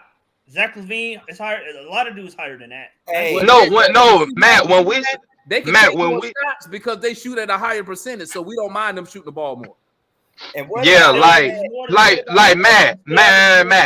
Matt, a volume shooter is a shooter that needs a lot of shots to get his points. Hold on. The more shots normally a volume shooter takes, his percentage normally drops. Now somebody like KD can shoot 40 times in a game, and his percentage is not going to drop. But Gerald, he's an elite. Because he's a historic. I'm giving you the difference between elite and good. Trey's a good scorer. He's not elite. No, I never said he was elite. But RJ, back to you about Onyeka. Okay. There was another time where we as Hawks fans, a lot of us was campaigning for another guy to start, and that was Kent Bazemore. And how did that turn out? Come on, are you serious, Gerald? No, Demar, I'm talking I didn't even want to re-sign him. I ain't want it either. But what I'm saying is, he was a guy that played well off the bench, and then when soon as you expanded his role, his production dropped. Like that's how Onyeka has been the whole season. Hell no. Hey, Onyeka is better than Kent. Don't do that. Demar, I'm not saying who's better. I'm saying there was a time where Kent Bazemore played well off the bench. I'm not comparing him to Onyeka. Hey, listen, man, I want to put this out here, bro. That's a terrible analogy, Gerald. Terrible. We all watch. Bro, when Kent Bazemore came off the bench, you saying he was trash? Kent Bazemore robbed us 4 years, $74 million. No, Demar, that was after he came off. That was after that. That was when they put him in the starting lineup. I'm saying when he was on the bench before he got the money. No. We extended him when we lost Damari Carroll. He was supposed to come in and take up a starting position. We extended him before the season started because that's the reason me and Chauncey even start. That's why we be arguing all the time. Because he used to tell me, don't be pocket watching Kent Bazemore. And I'm like, he fucking trash. Why we even get him?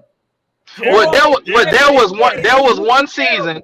There was a season, bro. He had games. He would play 20 minutes and have 0. Demar, I'm solely talking about the year he solely came off the bench.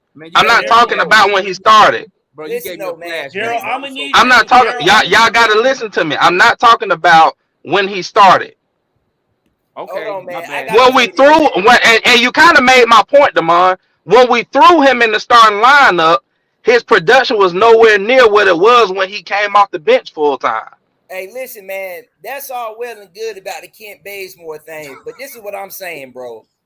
Look, is there is a such thing as situational basketball. There are times where a guy might have a better matchup because. Why didn't he take advantage of it in game 1 with 3 points and 5 fucking rebounds? He didn't take advantage of it, but what I'm saying that's the story of his whole season. Hold on, wait a minute. man. We're gonna bring hit me out on this. You gotta hit me out on this. Hey, let RJ get his point out. Go ahead, RJ. Y'all gotta hear me on this one, man. And then go ahead and respond ticket when RJ finish.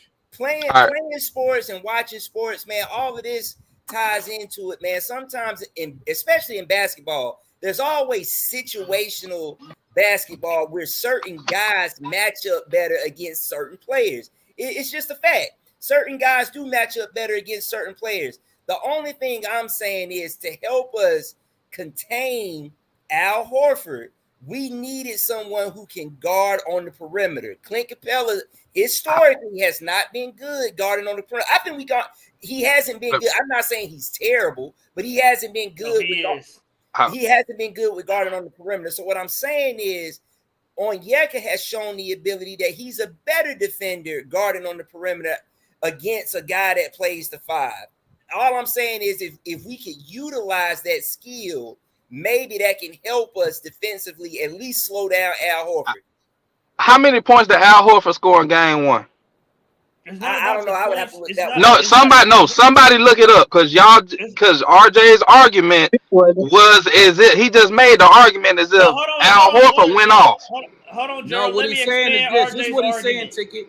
Go watch. You got to go watch what Clint Capela said. No, I know. I saw it. He said Clint said that he stretched them out. Right. So, and when he stretches, it's gonna be the same with a Kongwu. But the thing is this. This is the thing. This is the thing. Hold on. And there was one more thing about what Clint said that y'all ain't mentioned.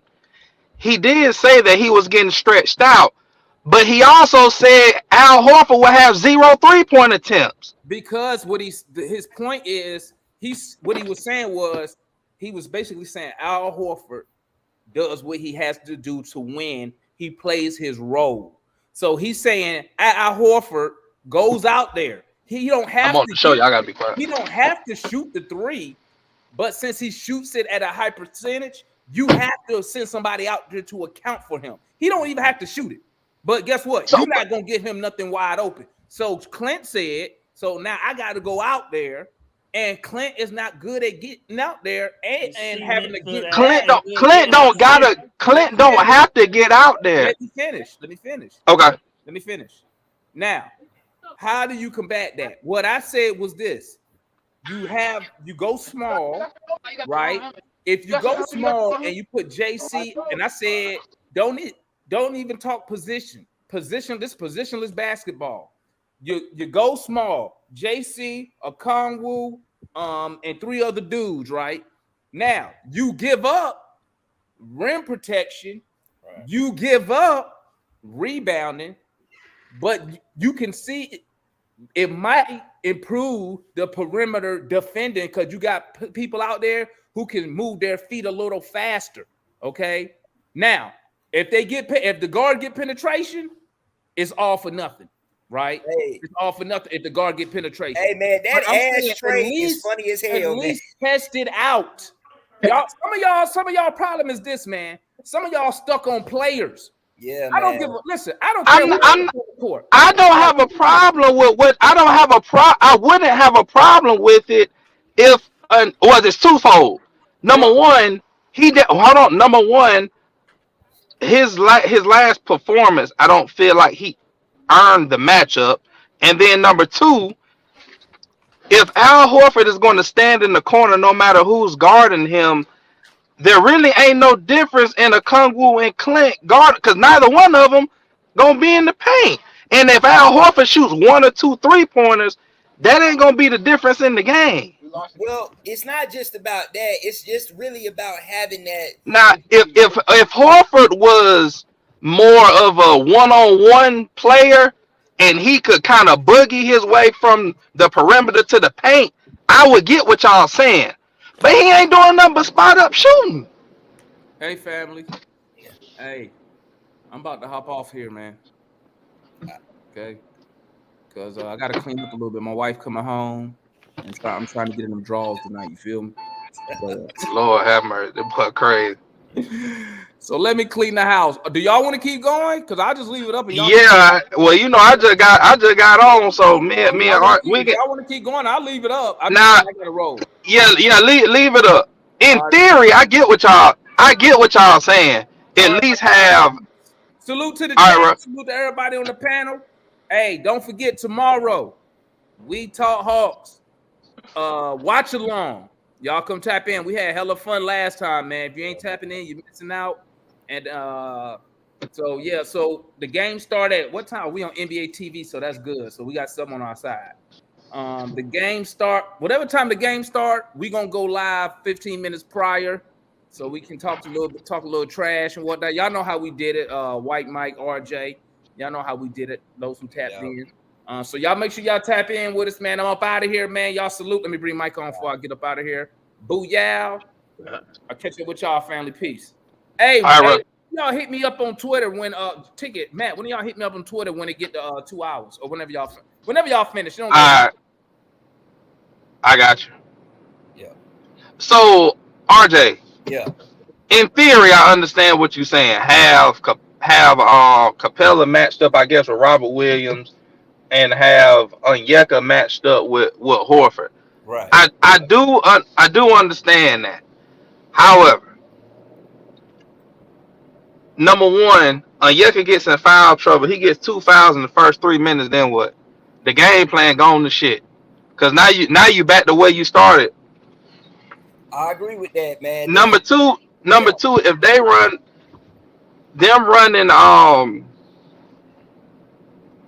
when does Robert Williams come into the game? When did he come into the game? Like the 7-minute mark? Yeah, usually somewhere around in there. Okay. No matter which center is in the game, we can't guard, like a Okongwu can't guard 5 people. No. At the same time. So my opinion, probably need to go zone. If it was me. But we gonna sacrifice the rebound. And really, we need as many possessions as possible. Bro, we're not gonna turn them over. You can't go zone against the Celtics. They gonna shoot. I thought you were trying to get them draws, Demond. I was till I heard the word zone. They gonna shoot over the zone, my guy. Nah, I'm finna go get these draws. Y'all stay up. But we can't go zone, bro. We cannot go zone. Damn, I can't even try to holler, man, because I'm about to here, man. Oh shit, that boy crazy. That married life right there. But nah, it's so many different holes that we got. It ain't like a one. It ain't. I don't want to say this. It ain't like we got only one problem in this series. Yeah. Like in the beginning, it's so many holes. It's so many holes to plug. And if you adjust one thing, you put a Okongwu in. You start a Okongwu. Now you take away part of our identity with the rebounding. Right. Well, see, so now you create a whole nother hole. Because, I mean, I kind of felt like last game, man, Clint wasn't really giving us the rebounds because he was being stretched so far out. You know what I mean? And so they were kind of beating us to the ball. But I guess that goes back to players, man. Players do have to hustle more. And, and Gerald, it don't matter what the game plan is if you're down by 15 by the time the bench come in. So if Capela out there, number one, I mean Capela won. I don't think Capela was the reason we was down 15. I mean, y'all are talking about y'all are talking about a matchup that Boston ain't even exploited yet. No, we just didn't hit shots. It wasn't just the threes. It was when he had to switch on Tatum. Tatum got around him. When he had to switch on Brown. Bro, can't nobody guard Tatum, including Honor. Yeah, can't nobody guard Tatum. He didn't, he didn't guard him. You know that. No, I mean he had a bad defensive game, but I'm saying I'm still going to send Capela because he just don't have the foot speed to stay with anybody.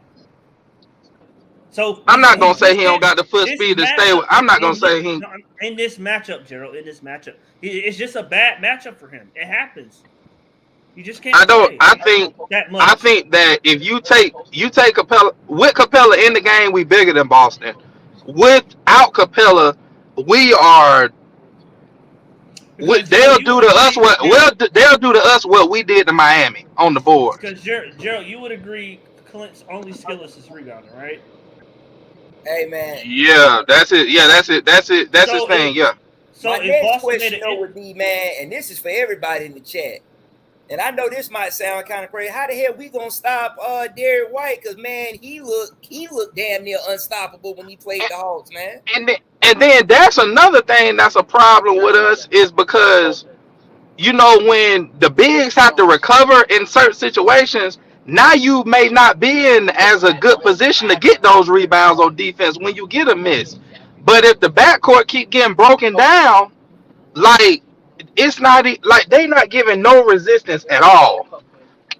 They not giving no Boston do that resistance a at lot of all. small guards. Boston do that a lot of small guards. Look, Derek gonna get around Trey. I mean, they doing what they supposed to do. It's just so many different holes.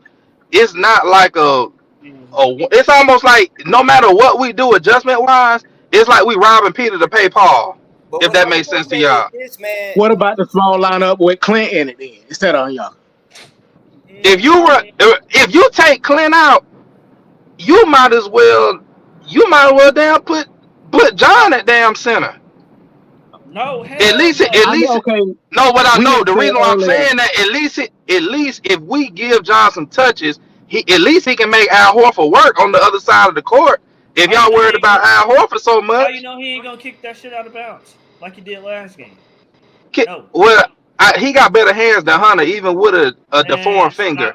So I'm not counting on that like happening every single game. If Al Horford is not our biggest problem. Yeah, I agree with that. Man, come on, man. This ain't the regular season, bro. But what I'm saying is, I just feel like Onyeka would just give us a little bit more athleticism out there, man. Just something. Bro, Aaron Holiday athletic. What the hell did that get us? Aaron Holiday ain't no athletic. Yeah, y'all trying to reinvent the wheel. If we got our ass kicked the first game. Come out with bro, we got our ass kicked because of the guards. If we don't hit shots, we don't hit our open shots, we're gonna get our ass whooped again. Yeah, it don't matter who that damn center. But that's not the only thing necessarily either. I mean, the Hawks all season have been a bad shooting team. Yes, we know that. The Celtics is a good shooting team. We know that. I'm just saying, even if we were to shoot the way we did this past game, I mean, we won't shoot as bad, but I don't necessarily think that we'll do something great from three. Maybe one game at home, they'll just do some epic shooting lights out from three. You could kind of expect that. So I'm thinking that we'll shoot a little bit better, but we won't necessarily shoot great from three again. But when I looked at that game, and I guarantee you, as the coaching staff, the way they approach the players, like it's really not a whole lot. You know what I'm saying? That you can say that, all right, the score and us getting down by 30, it looked worse than really what I feel like I was seeing on the court.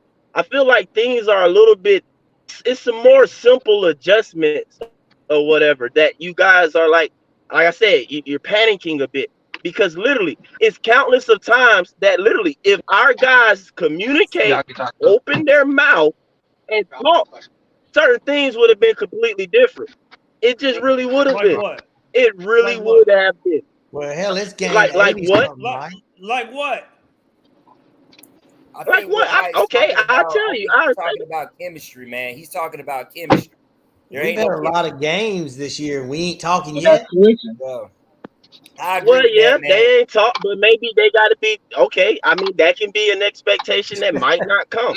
I understand that too. That might not come, but I see it as being the easy fix for the So y'all not making really any adjustments besides hoping to shoot the ball better. Bro, the adjustment will be is that the players got to understand themselves is that yes, don't just completely just jack up threes necessarily. Now that's on Quinn too, Mike. You don't think? I'm not mad about that. What's that? You don't think Quinn need a different game plan than what he came out with in game one? I think the players need to do a little bit better of execution to first before as a coach or whatever. I completely abandon what it is I'm trying to tell them to do. I didn't see, even during that time period or whatever, like I'm saying, as a coach, you go over all the little game film and stuff. He can show them where they didn't execute as far as what they needed to do. You know what I'm saying? Say, for example, I saw one play, and when I was watching, I was like, what in the world? We scored on it. DJ got to the paint, and he dumped it off to either Double O or Clint for like a layup, right? It was Clint. And the Celtics called a timeout immediately after. The reason why the Celtics called a timeout, because they did some crap that the Hawks do often. They didn't communicate the switch and the screen, and Al Horford stayed out towards JC or whatever, and JB got caught on Clint, and it was an easy layup and dunk for him. But if you look at the beginning of that play, it's a screen set on ball. Marcus Smart is guarding DJ. It's a screen set on ball. That's JC. That's what I'm saying. The Celtics messed up because at that time period before that happened, Al and JB make a simple communication and they switch where that JB gets the perimeter and Al guards the paint, whoever close to the paint. All right. So that's JB should have been on JC. Al, like I said, they called a timeout immediately after that to fix all that stuff. But what I'm saying is that we scored in that situation from a lack of their execution, but we didn't even execute right because JC set a pick on Marcus Smart, and it's the worst screen that you ever seen. I told y'all that before. We suck at setting picks. All right, so he's sitting there trying to set a pick, does nothing basically to Marcus Smart. Marcus Smart is still on ball. Like I said, we shouldn't have scored in that situation. It's other times throughout the games where I see that as well. Players gotta execute a little bit better because no matter what I come with a coach, if you can't set a screen correctly, if you, you know what I'm saying, just not communicating, if I can tell y'all we switching on screens when you see this situation, that situation. But if a player have a brain fart and forget to say something, it's a wrap. It's another play an example, right? JC on ball, guarding on ball, right? Trey, I think, was on a bigger player while JC at the time was on a perimeter player. And before the screen all the way get there, Trey goes up and hedges all the way over as if he's trying to get off the bigger player to the smaller guy to switch. But JC doesn't fall back onto the guy who's screening and makes the switch. You could tell in that moment, Trey did not yell, White play? Switch, JC. Huh? That's the Darren White play? It might be, but I can't exactly remember who the players as far as for Boston goes, who the switcher. But you can tell Trey, and it was on Trey to yell the switch because he's the one coming from behind. JC at the top, so his back is turned. Trey sees what's coming and stuff like that. So in that moment, it's on Trey to yell and communicate what needs to happen. And I don't necessarily think he did by looking at basically the reactions of the players, JC, and they're working together. Them folks, if they can do some simple stuff a little bit more, what? We wishing upon a star. Hey, here's the thing. Like y'all wishing upon a star trying to change up the lineup and stuff like that. Yeah. Like, that ain't gonna do it. Right. No, Matt. So here's the thing. A lot of the adjustments that y'all are saying is very reactive. So my question is, what adjustments can we make to impose our will on Boston? This will How would a because bro? You just mentioned him. You just mentioned a yucca come with guarding damn Al Horford, bro. As if he averaged 20 and 10. Well, no. What do we do to it? So you gonna put a yucca in the post against Al Horford, who's bigger than him? No, Gerald, what I'm saying is not just Al Horford. It's the fact that what he brings, he represents spacing, floor spacing. So when they space the floor out and they run their pick and rolls, that they run their sets, and Capela has to continuously run through ball screens, run through second, third actions, and he can't keep up. They get right around him to the basket. Did a Yucca come will keep up? I mean, but I'm saying thank you. So what the hell are we talking about? I'm saying over the course of the season, who's better in ball screens, Onyeka or Capela? Onyeka. Depend on who's in the ball screen. Oh my goodness. Hey man, it's not even. Al Horford not gonna necessarily do it that great either. He's not doing. Like y'all not understand. What Al is going to do is just that he's going to hedge out to make that point guard not basically get that drive or whatever. But again, we suck at setting picks. And again, though, he not going to sit there and come. It's about a team, whatever. For me, it's a failure as a team to sit there and say Clint or Double O got to fight over screens. You said yourself, modern basketball, the amount of screens and stuff being set and the amount of threes that's being launched, it is better to switch. That has to be communicated. Clint, basically, you need to communicate it, and know what Clint needs to be guarding the paint. I don't care who it is. It can be a 3-foot point guard. But if that 3-foot point guard is the one who's closer to the paint, that need to be who Clint switches off to. And therefore, the smaller players Mike, they run their stuff primarily do a 4-out system. Ain't nobody in the paint. What? Again, it's not that the entire time. It's not that entire time. It's not that the entire time. It's Tatum at the nail and everybody else around. Man, it's like you over game planning, bro. All right. No, I don't have an issue with a small lineup at times. I don't have an issue with a small lineup at times, but as far as like I just got an issue with it starting out the game. The rotation, all that. You already got the size guys in the game already. So Gerald and Mike, tomorrow, if you start Capela and they run Capela through 1,000,000 ball screens like they did last game, how you going to adjust? And they communicate it properly and say, hey, Clint, a screen coming, so we're going to switch, so you're going to be on Tatum at the top of the key. Or a screen coming, so we're going to switch. Time out, though. No, time out. Running somebody through screen that they are going to ball, and I need to tell them that a pick is coming. So you're telling me that we have Clint guarding on ball on the perimeter where he's getting screened. That's what happening? No, right? No, they bringing him to the ball, so he might be off ball in the paint or rolling down. They bring him to the ball. They bring him to the ball. So when they switch how many points was scored where Clint was the closest guy? I don't. That's what I'm about to say, Gerald. I do not recall a whole lot of plays.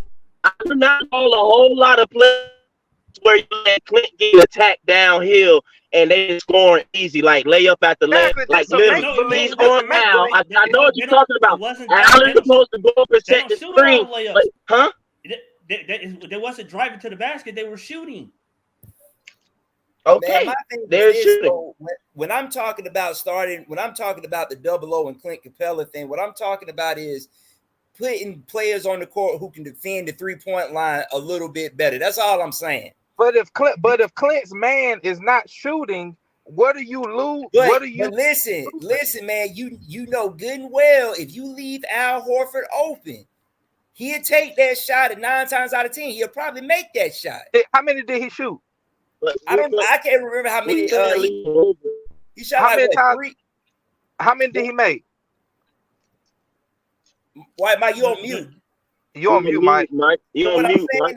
I thought he made 2 out of 3.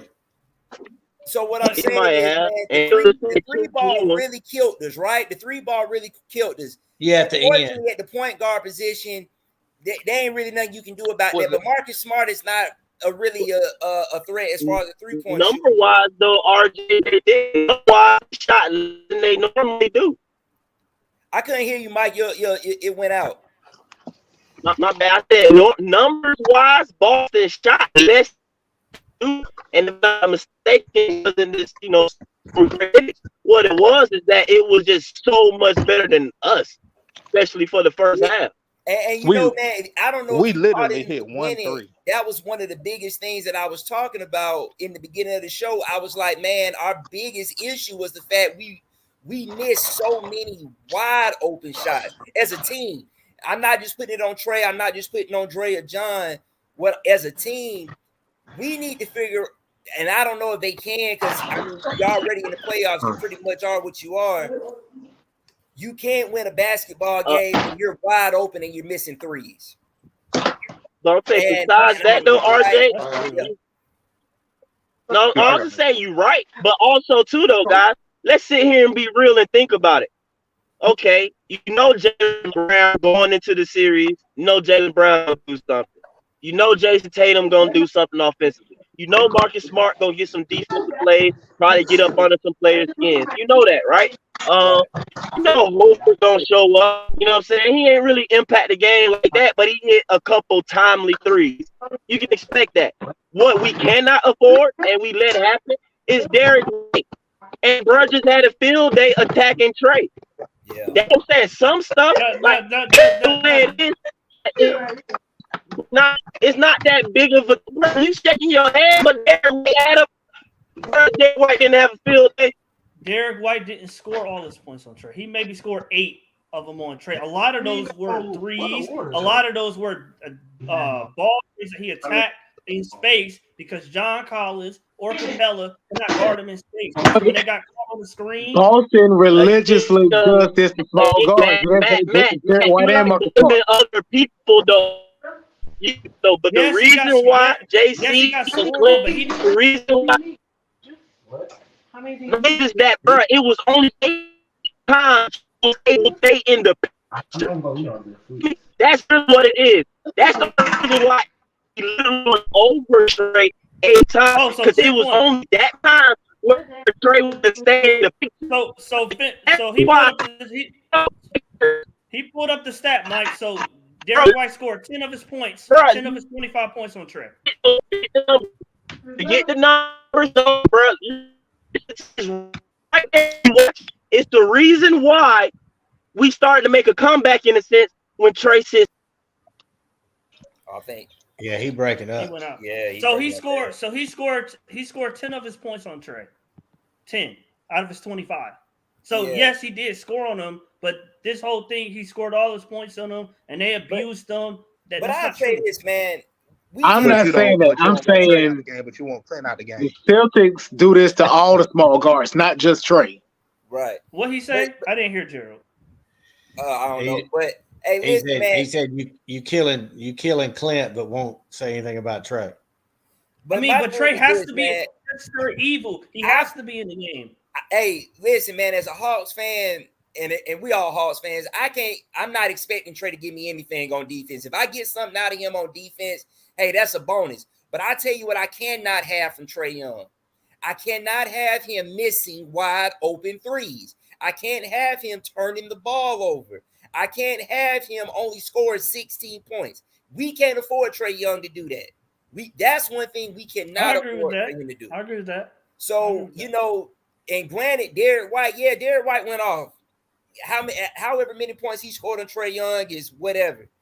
But my thing is this: I can't have my best player missing wide open threes. I can't have him missing his floater. I can't have that, man. We definitely can't have that offensively. Trey's got. Yeah, he was off on that too. Yeah. Trey has to be giving us in this playoff series right now, as far as points, and I mean efficient points. Trey needs to at least be giving us close to 30. Because Trey gonna bounce back. But I'm not worried about Trey. That's a no-go. That's a no-go. I'm worried about it. And his game was too perimeter based in the beginning. Sad. He got to go to the basket more. But I have a lot more faith in Trey than I do Dre. Let's be honest. I'm just saying. Dre. Why y'all don't like Dre? I don't understand. All I'm saying is Dre's not no third option, and don't act like he is a third option because he ain't. One thing I will say though, besides Dre though, I need DeJounte Murray to ball out, man. This is what we brought him 25 here attempts, for, 25 10 for 25. Yeah. That ain't enough for me, man. I need DeJounte. Like I said the same thing about Trey. I need DeJounte giving me damn near 30. We gonna need it. We are going to need it. When you're going up against Jaylen Brown, he's not capable of that. He can give me like 22, 20. Hey, maybe. Listen, man. That's why I say, man, when playoff basketball comes around, games got to be elevated, man. You got to go from 20 to. I need him to add at least about maybe 6 or 7 more points. I know he ain't on that level, so he ain't that good. He can't do that. So that's why I think we got to use more of the team. That's why I said I would use AJ. You know what I'm saying? I would throw in Martin for a couple of minutes. Well, most times you shorten your roster in the playoffs. Why he gonna bring in more people? Right. Yeah. I mean, no, I'm saying like if he throw out the same people and they're not producing, I'm gonna go to other people quick. I got nothing else to lose. Yeah, but man, but like I said, man, the Hawks got a lot of holes because we don't match up very well against the Celtics. That's why I wanted Milwaukee. We don't match up very well against the Celtics. That's obvious. But like I said, man, our best player and I know I keep going back to Trey, but he is our best player. He's our cornerstone. We go as he goes. If he's not out there balling out, and I'm not even going. He needs to do better with the assist numbers. Granted, he needs his teammates to help him out with the assists, but we need more from him, man. Like I told during the first live we did for the first game, I said, man, look, I need Trey to revert back to Trey Young we had in Philly 2 years ago. That's the Trey Young I need. And I think that's the Trey Young you need in this game, man. I wouldn't even mind the one from Miami the other night. Yeah. Black Mike, no, he did not have a good game. I'm sorry, RJ. Go ahead. 10 for 25 is not a good game, Black Mike. But it's the energy though you get from Trey though. When Trey is on like that, that energy is priceless, man. That's something White Mike always talk about. Like we need that energy. We need that spark. And when he's on like that, man, that really fires up everybody. When Trey Young is on, the whole team just the whole team takes on Trey Young's personality. And I'm telling you, Trey's got to bring it. It's just like, Kobe or whatever. Trey's got to take this team and say, this shit's my team, and I'm going to carry us to the promised land. Right. That's what he's got to do. And but I think as a whole, the team, and I know it's too late for this, but it's something that really needs to be addressed in the offseason. We got to get more guys that can really create for themselves, though, because and attack the basket. And attack the basket. But and see, my thing is, if you can dribble, you can create for yourself and attack the basket. I think everybody. I think besides Trey Young, I don't really think a lot of our guys are really confident in their handling of the basketball. Because there's plenty of times, man, I see John down in the paint, and I'm like, dude, go to the hole on him. But he doesn't have the confidence, I guess, in his handle. So, but man, I'm telling you, man, if Trey Young can just bring that fire, bring that energy, man, because that's what they need. This team needs somebody to rally behind. They're a young team at that. So if you have a guy that you can get behind and rally with, I think that'll change the whole complexion of the series. But like I said before, man, we just cannot miss open threes, man. That bothers me as a basketball team, bro. When you got guys who are superstar caliber players and you're missing wide open threes, like, hey, listen, and I want to be completely honest here. I get it if you're contested and you miss. Okay, I can understand that. But dude, Trey, there was times when Trey was wide open, he missed. JC was wide open, he missed. DJ Bogey was wide open. I think Bogey only hit like 2. Sadiq Bey, I think he only hit 1. So you can't win a game like that. And we're all saying we got to score 120 points to win. Yeah, you're not scoring 120 points unless you hit some threes. Yeah, you're not doing it. Yeah, you definitely got to hit that 120 mark if you want to beat Boston. You got to hit it, which means we got to shoot better at the 3, and that goes for everybody. That's everybody on the team. And I'm telling you, man, as much as I like Jalen Johnson, man, he all offseason, Jalen Johnson needs to work on his 3 ball, man. Hey, Matt, did you see him sag off JJ? Oh, that was woo, that was ugly. Yeah. They sagged off him hard and said, "Go ahead and shoot it." Yeah. That's the only reason. That's the only reason I wouldn't start him. And you know what though? What's so crazy? If y'all watched him during the when he was in the Skyhawks ring, man, dude was a knockdown 3-point shooter, man. Confidence, man. It's just confidence. Yeah, man. Because I remember watching the Skyhawks games, and I'm like, this kid can really ball, and I know he can ball, but for some reason he got to get the confidence in himself to shoot the 3 at the NBA level, because he was knocking them down when he was playing for the Skyhawks, man. He was knocking down 3s. So I would start Bay instead of Collins, and I would start Onyeka instead of Capela, and run that out there. And we faster. And if by some chance if Bogey or Bay's not hitting, you got to get AJ and put him in that corner. AJ too. I agree with that 100%, man. If Bogey and Sadiq are not hitting, you gotta put in AJ. Gotta give him a chance. Hey, man, whoever thought, man, we would have been missing Kevin Huerter, man? This is crazy, man. I would kill for Kevin Huerter to be on our roster right now. This is crazy, man. This is crazy. Because it's been a long time since I've seen the Hawks shoot so bad from the three-point line, man. Because even with Trey's logo threes, he has never been this bad at shooting threes. Never. This is like his worst as far as a career-wise, shooting threes this year. And I really think this team feeds off Trey. When Trey's hitting three, everybody's more comfortable. Yeah. Shooting threes. Everybody's more comfortable. When Trey's missing threes, everybody's tight. Yeah. But that's what I'm saying. Trey's got to get everybody into the – if we don't come out gangbusters tomorrow, I'm telling you, if we don't come out hungry, angry, embarrassed, I'm going to be really disappointed these boys don't come out playing hardball. Yeah. Yeah. And actually, ain't everybody threes down? I mean, I excluding DJ because he went here. I mean, ain't Bogey's threes down? JC down? Yeah, the whole team, man. And that's something that really, like, it's a concern. It's a big concern because it's just like, man, because I remember at one point our best 3-point shooter was the rookie, AJ Griffin. At one point, he was like our best 3 guy. And now he went down, yeah. And then for some reason he lost the shot, and then he started missing threes.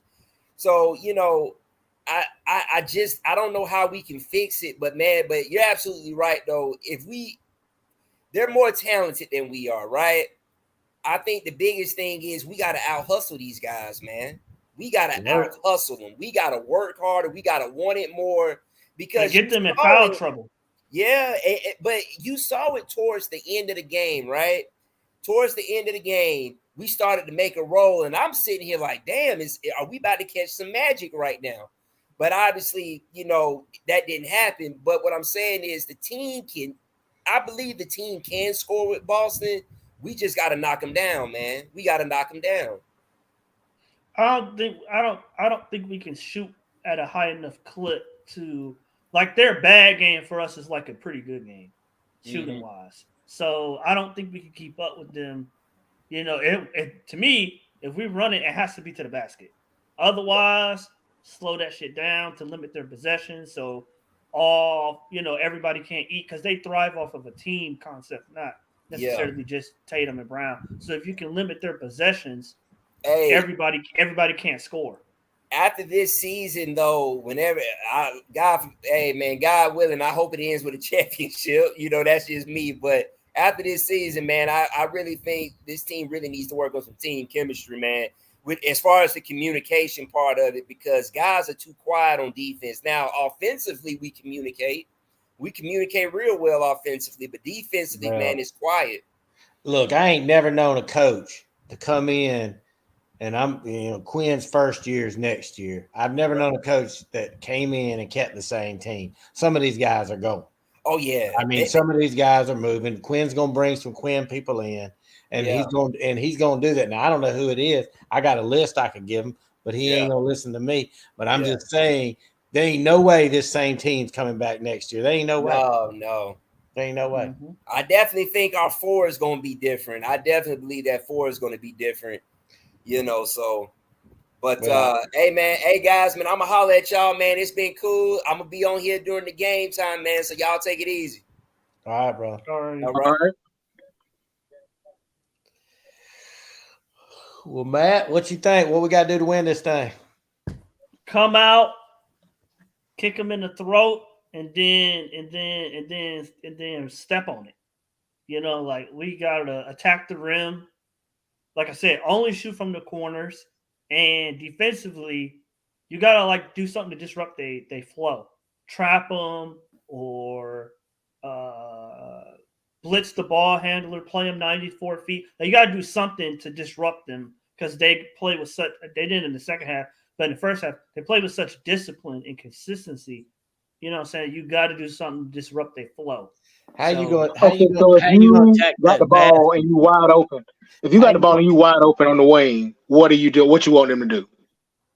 If they on the wing, they can't dribble. So what you want them to do? Well, I mean, I would. We got to also bring back the pick and roll. We got to bring back the pick and roll. That's true.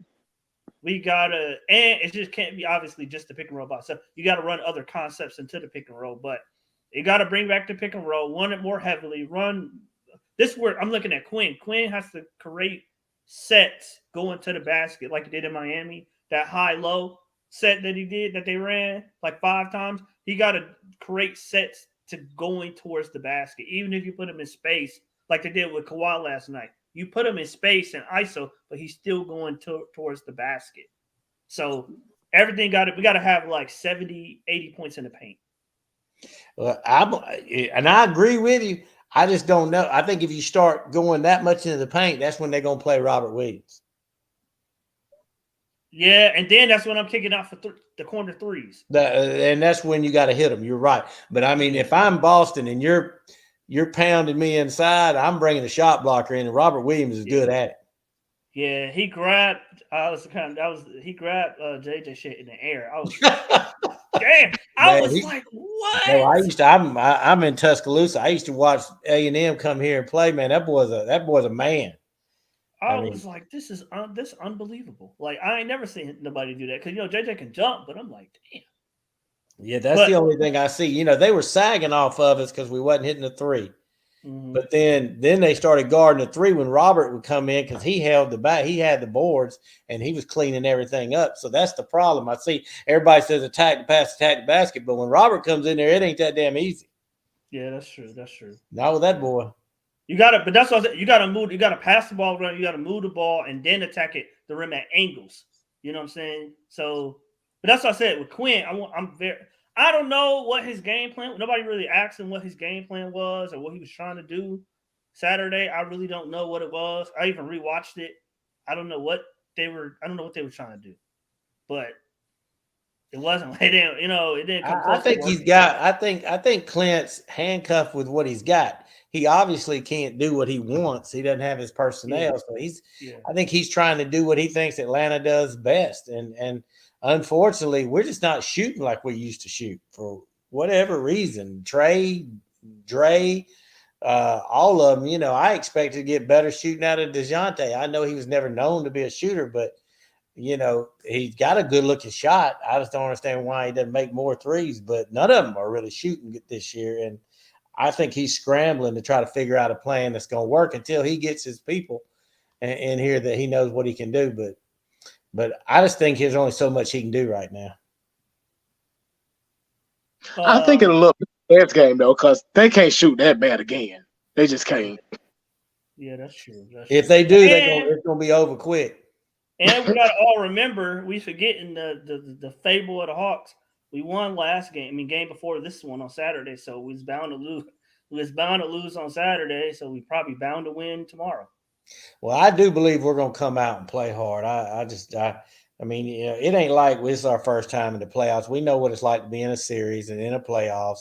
And most of these guys were on this team, when we had some other playoff runs. So, I mean, yeah, you got some rookies coming off the bench or some young guys, but the predominant core has been here before.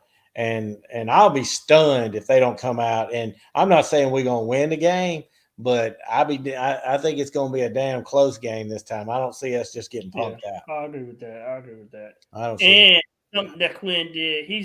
The starters play like normally he goes to the bench with like the 6-minute mark. He waited to the 3-minute mark to go to the bench, and I'm like, he normally don't do that. So they were, I think they were down 8, and then the 3 minutes that he waited, it went from like 8 to 18. Or 8 to 16. And I don't know. I'll tell you one thing I noticed. I hadn't watched a lot of Boston for whatever reason. I just hadn't watched. Man, they pass so good. Them boys were making passes before the breaks were even coming. They're smart. They're smart. And they run a lot of off-ball stuff to get you caught up and then it's something simple to the basket. They smart, man. I'm telling you, they're a smart basket. I don't even know this coach, but man, he's just took up right where old Udoka left off, man. He's got that team makes good decisions. They do. Hopefully we can play something like that next year. Yeah. Them boys make good decisions, man. That's for sure. All right, I'm gonna watch the game. I'm gonna head out. All right, Mike. I'll holler at y'all. All right. Oh, you staying on or you getting on? I think I'm gonna stay on for a minute. I'm trying to wait for Gerald, but I guess he left. Yeah, Pharaoh, I would bench John Collins and Capela. I would bench John I can see Collins benching both of them because then we're gonna be too small. I understand going small, but you can't they're have. not really not that big. Boston's not really that big because remember, Robert Williams don't start. So That's true. let me tell Damon that he backstage. Yeah, so I would start Oyeka at center because it's not just Horford. It's the fact that they were bringing him into so many ball screens and actions that it put the defense. We don't communicate. We don't rotate. So it put the defense in a lot of bad situations where they got to overhelp or they're not communicating. It was like I said, Jaylen Brown beat John Collins on that same wheel cut to the basket like 5 times. But every time it wasn't his fault per se, but he didn't have the foot speed. He got caught up in the screen. He didn't have the foot speed to recover. You know what I'm saying? And he got to go. He got to go obviously this summer, but he can't play that much. And then Capela can't play that much this series either. I mean, in the first 5 minutes, I was like, this is a bad series for Capela. He just he can't, they play a 4-out system. So they got one guard at the elbow or the nail. Everybody else is on the 3-point line. So where's Capela going? You know what I'm saying? He can't play in that type of a game. I feel like I agree with trying that smaller lineup earlier, but I also said like either center is going to be pulled out by Horford. So it really don't. I mean, it's still it's the fact that the difference is Akanwu can kind of be at like that halfway point where he can kind of like still roam the dunker spot and he can still get out to the 3-point line and contest it. Where Capela, he obviously he don't have that lateral quickness, so he got to pick either I'm staying in the lane or I'm going to the 3-point line. So he can't do both. You know what I'm saying? Like a Kongu in the Miami game, he tagged the roller, stunned it at the roller, and then recovered back out to the 3-point line. That's true. Shrew shot. Capela can't do that type of stuff. So this is the series for Oyeka to play more. I would start him personally, but even if you want to say for tradition purposes, I'm gonna start Capela at that 9-minute mark. He coming out the game, and I would just tell him like this is the bad series for you. Trey, he gotta at least stay in front of Derek White. He's not gonna be able to stop him, obviously, but he got to be able to stay in front of him enough to where he's not already at the rim by the time the defense rotates once. But I would trap Jason Tatum because he makes their decisions for them from the elbow. Jason Tatum. I would trap with Tatum. Who? I would trap him with Hunter and Murray. Okay. And then I would be honest, I'll kind of let Jaylen Brown do his thing because Jaylen Brown. Just like ask you cool with it. Jaylen Brown, I mean, he could go off for 40, but I'm gonna take my chances. I'm gonna stop Jason Tatum and the guards. You know what I'm saying? But Trey just needs to focus on scoring, getting his 27 and 10. You know what I'm saying? And doing it efficiently. I worry that I don't think that I'm really counting on DeAndre Hunter than Murray because I don't think that Murray, this is a good matchup for him because he's better than Derek White, but he's not so much better than Derek White where it's like he's going to for sure win his matchup. So, but DeAndre, they really don't have nobody. So you expecting Hunter to win his matchup? Yeah, because Tatum is going to let him go because he worried about scoring on the other end. So Tatum ain't going to be no lockdown defender on Hunter because he got to score 30 on the other end. Why would he ever have to try to lock down Hunter though? No, you said Hunter won his matchup.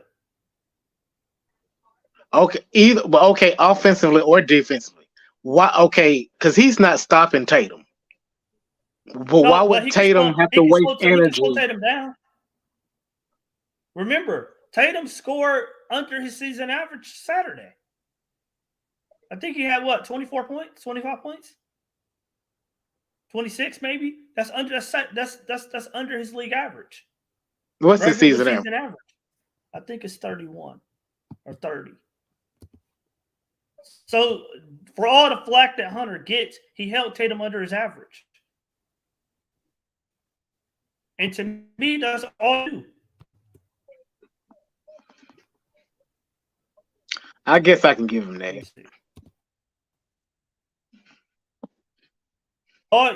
Even Kawhi said it. The best you could do is hold a great player. The best you could do is hold them under their season average in the playoffs. That's the best you can do.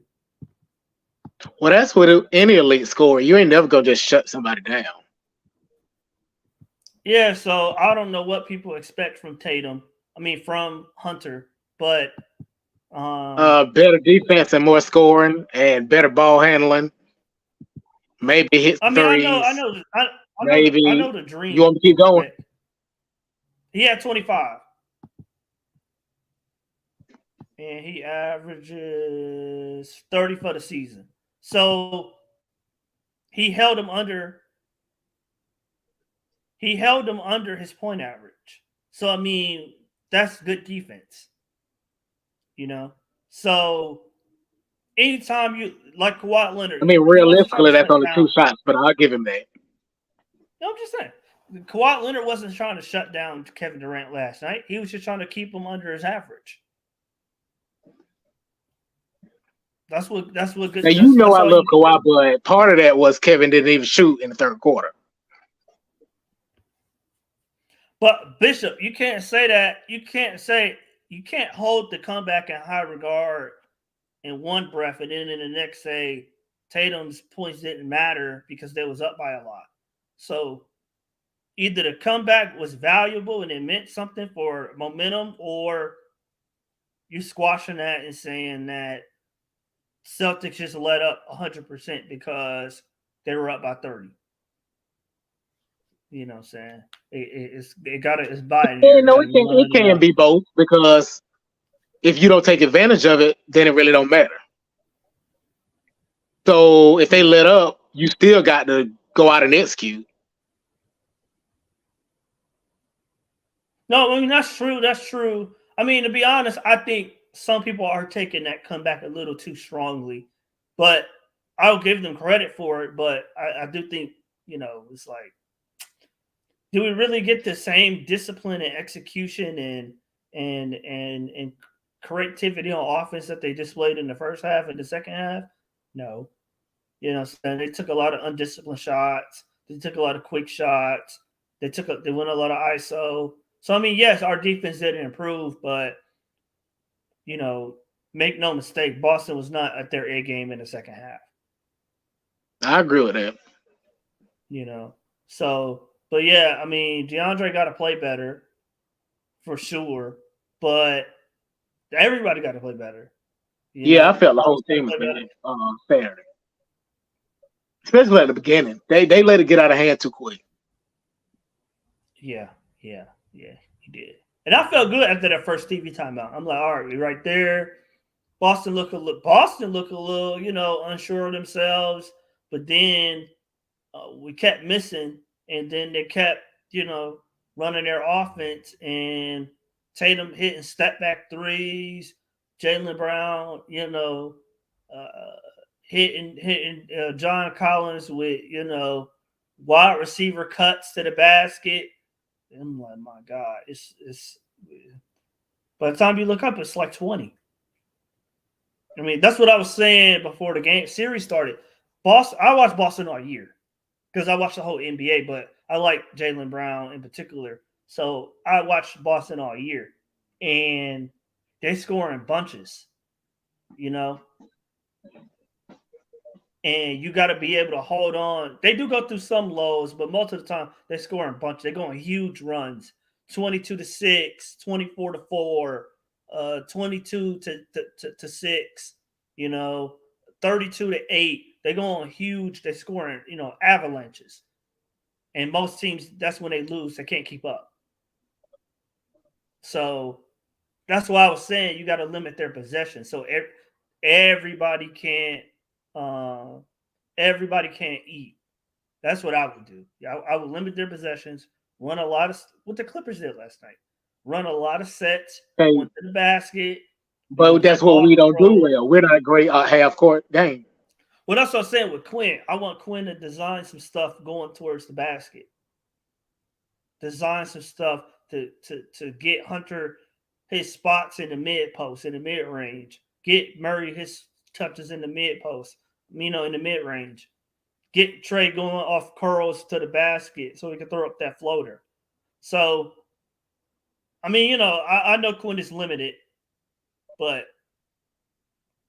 I want to see something next game. I want to see an emphasis on something. Attacking the rim, corner threes. Make them sweat.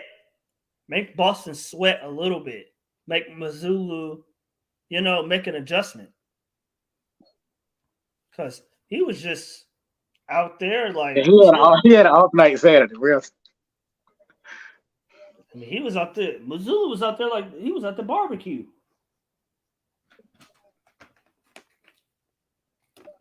No, Mike, I'm saying Quinn is limited as far as time. He don't have time to implement his system. So he's limited on time. And, let's be honest, John Collins as well, and Capela. But you making me look like I'm just defending JC. JC is not the only problem with this team. No, him and Capela. That's two. It ain't just Capela. Capela's fine. Capela's fine. Yeah. Did you watch the Capela game? You just talking about, we're talking about one game, we're talking about him as a player. Overall, Onyeka is clearly gaining on him. But has he gained on him? Gaining is different than gained.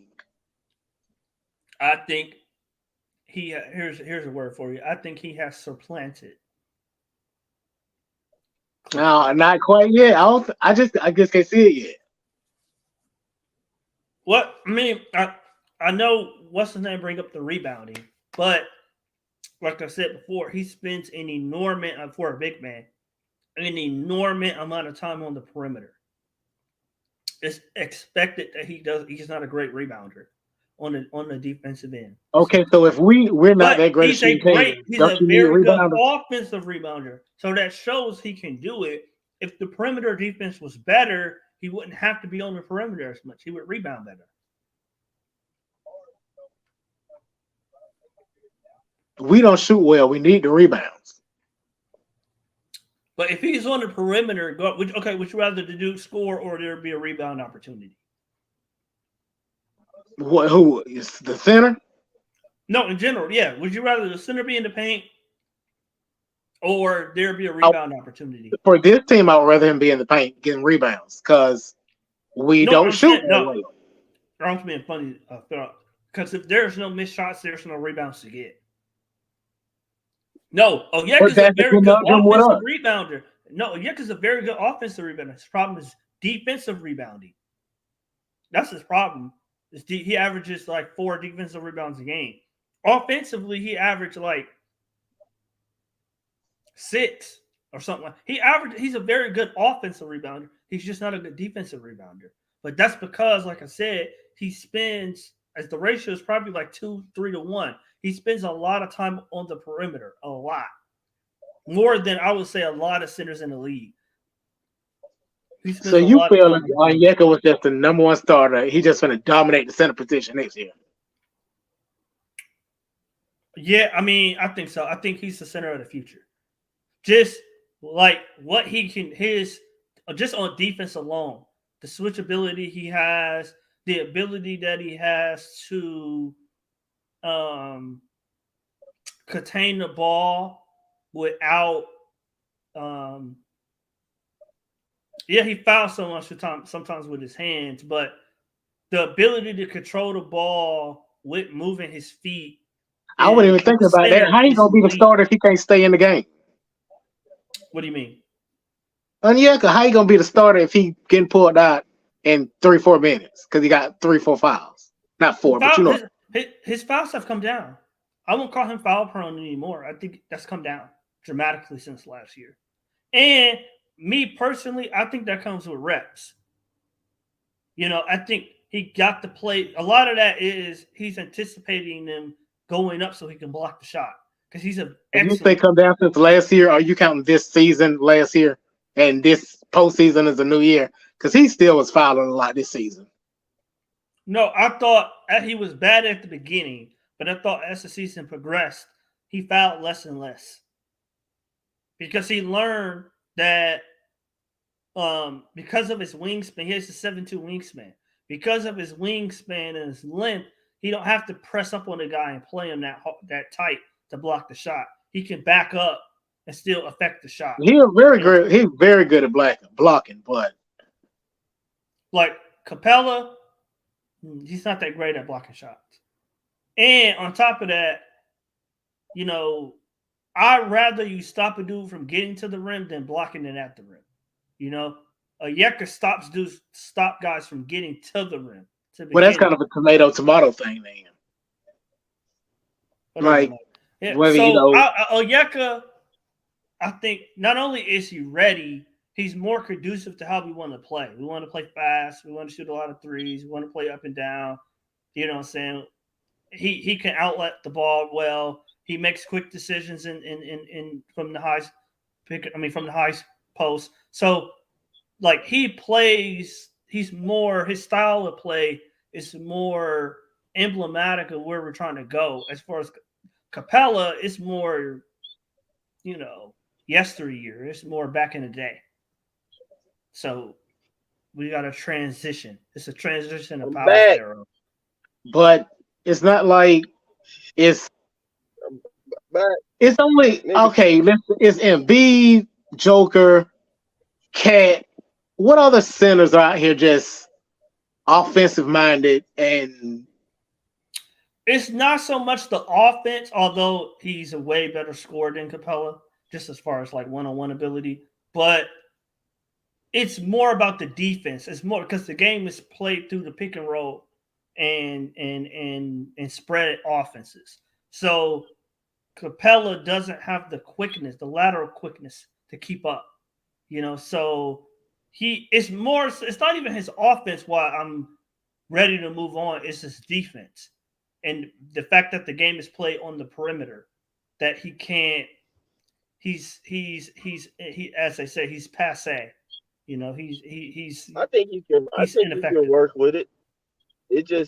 I think you can work with it. The guys that we field on the court tend to be a bad combination, and then we're not gonna trade Trey or anything like that. So it hurts with Clint. But Clint got bad feet and stuff like that. No, he's not necessarily somebody that you want to get up there like that and really slide his feet or contest the perimeter shot. I mean, I agree and I understand that, but at the same time, I feel like as a team, if they did certain things, you said it when I was in the chat and everything. That's where I wanted to get to before I got cut off earlier. Is that what I saw was Trey on the White, on Derek White, whatever, kind of chase and then it's chasing before he get the ball. But about time Derek White got the ball, somebody else had to get on him. If that. You understand what I'm saying? I got you. Mm-hmm. So times that you counting, you counting the times where Trey was able to still be there on him. So there's no knocking against Trey. I'm not trying to knock Trey. Let's put all that out of our mind and stuff like that too much, and let's just think basketball and everybody's a team and an equal part, because you only strong as your weakest link, really.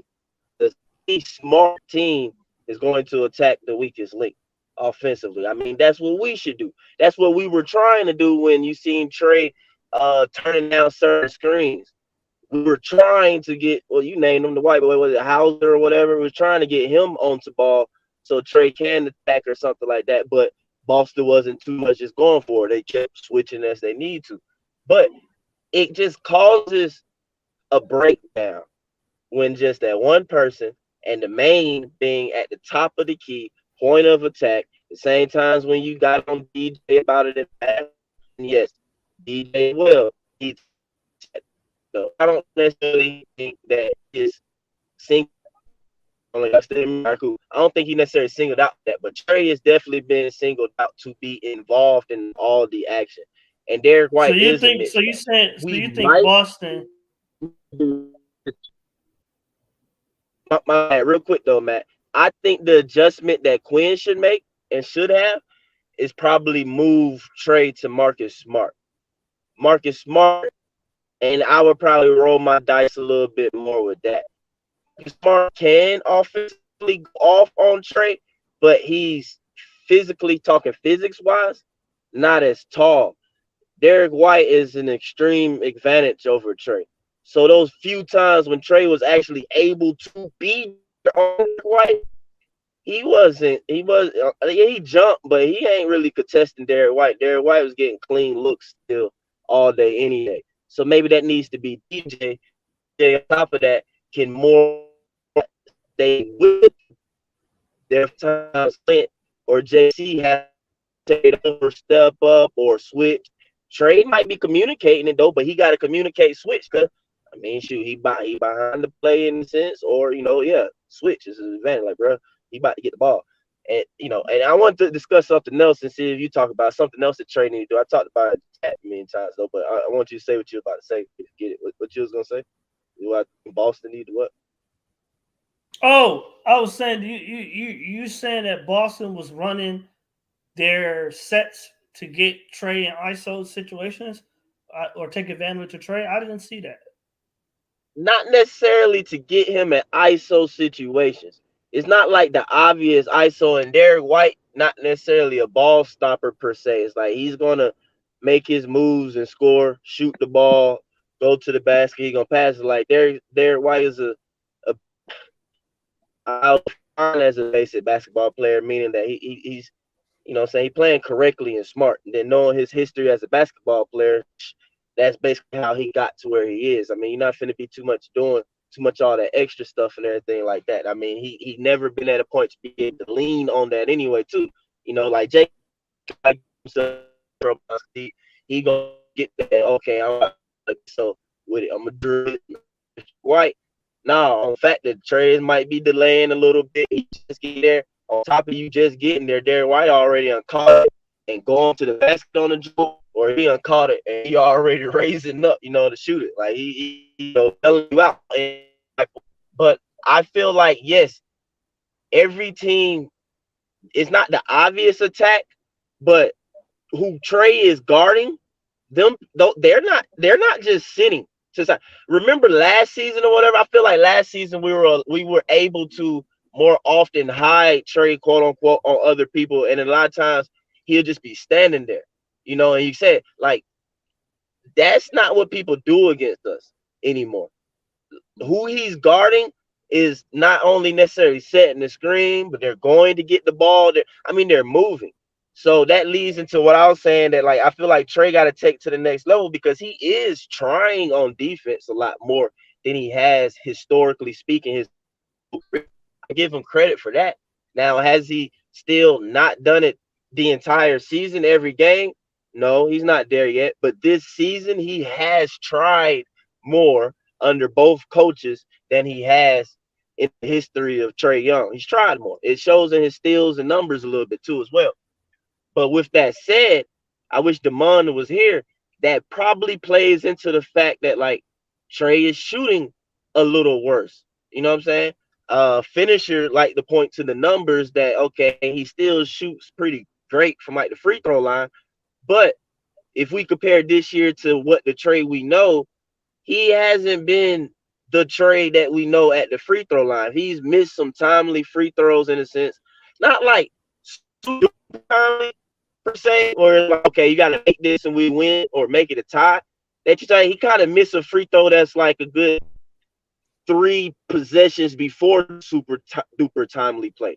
If that makes sense, if y'all understand what I'm saying or whatever. But it's been more often, and I think that can come from the stamina maybe not being there to have to play the entire game.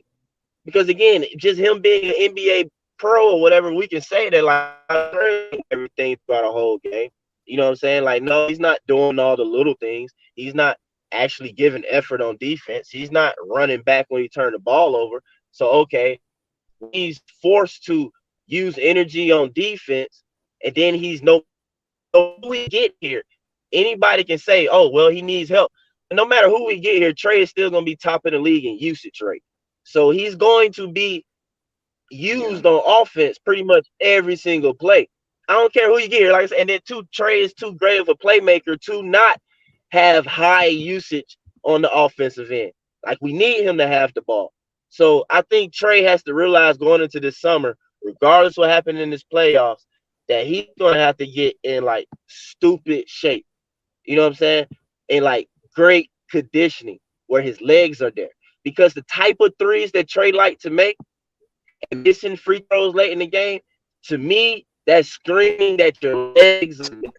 You know, I mean, anybody who hoop and stuff like do it, like, bro, like, so like, I might be talking trash, and I tell people that too. I'm like, bro, you're lucky I'm old and I'm out of shape right now. Because if I really had the stamina, I can do what I want to do, but I can't. But then at the same time, you know, I have the luxury to not play anymore. And I'm like, I'm done for the day because I'm about to start being garbage. You know what I'm saying? You're going to start beating me off the dribble. You're going to start you know, all these other things. So, yeah, I think he got to be able to get there to really, because no matter what, Trey is a superstar, and all superstars carry their team, no matter what, whether it's fair, right, or wrong. You know what I'm saying? So, if Trey is a superstar, But Mike, I will say, Uh-huh. I will say, like, a lot of y'all are expecting Trey to wake up tomorrow and be 30. You know what I'm saying? Like, no, it's a journey. I'm just saying that's part of his evolution, yes, he does need bro. to mature. I think that's part of his evolution. I think that's part of his evolution. Huh? I think it's unfair to expect him to be 30 without the experiences that, you know what I'm saying? Like, I say this, I talk to Minus all the time. Like, I don't think enough of Hawk fans give him that grace to figure out the balance between scoring and passing, the balance between, you know what I'm saying, being undisputably the best, well, he's still the best player, but undisputably, I can shoot whenever I feel like it. You know what I'm saying? I can come down here and shoot 10 times in a row. Well, hold up now. He ain't a rookie. What you mean they gave him no grace? I don't get what he's saying. Yeah, what you talking about, bro? What? Like, y'all want him to grow up and be this 30-year-old Mike Conley mentally, and You have to be not there 30, yet. but at 24, 25, you should kind of have some sense about you on the floor. But I ain't even to say that, bro. I mean, I'm just talking about his gradual, like, progression. I'm talking about his progression. I'm not saying, oh, Trey need to do this the next game. Like, I know he's not finna magically have this energy, bro, to do it. Like, that's not finna happen overnight. I just said this summer. I feel like that's his next step. The same thing I told y'all about AJ. I've been saying from the beginning, like with AJ, for me, you know, I had a feeling like he a ball hawk. Y'all know what I'm saying? Like, he slick out there. Well, AJ, I would like to see him going forward. His progression is playmaking. To start to be able to, like, every time I touch the ball ain't necessarily meant for me to score or even look to be scoring or whatever. It's to kind of be in the flow of the game and get somebody else set up. But I'm talking about Trey. Like, I'm just asking you, can that be acknowledged? And I think you can acknowledge that, whatever, that going forward, that will have to be the case. You know what I'm saying? Is that Trey, he going to have to elevate to that point, because no matter who the superstar you name, all superstars, bro, especially in their prime, the ones that's like at a high level for real, like I think of like that, yeah, they get to that point where, like, they're stupid conditions. Like people say, the reason why, Go ahead. The key word you used was prime. The key word you used was prime.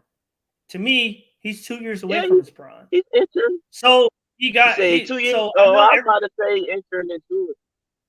Yeah, like, I think even then, 2 years entering into his prime. So I think a lot of y'all want him to play like a vet, like a 10-year vet, make decisions like a 10-year Well, not vet. me personally. he doesn't have that experience yet.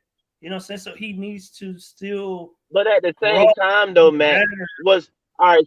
Since you going down that road, the reason why a lot of times I come off like I expect that is to Trey's credit. I've seen him do it.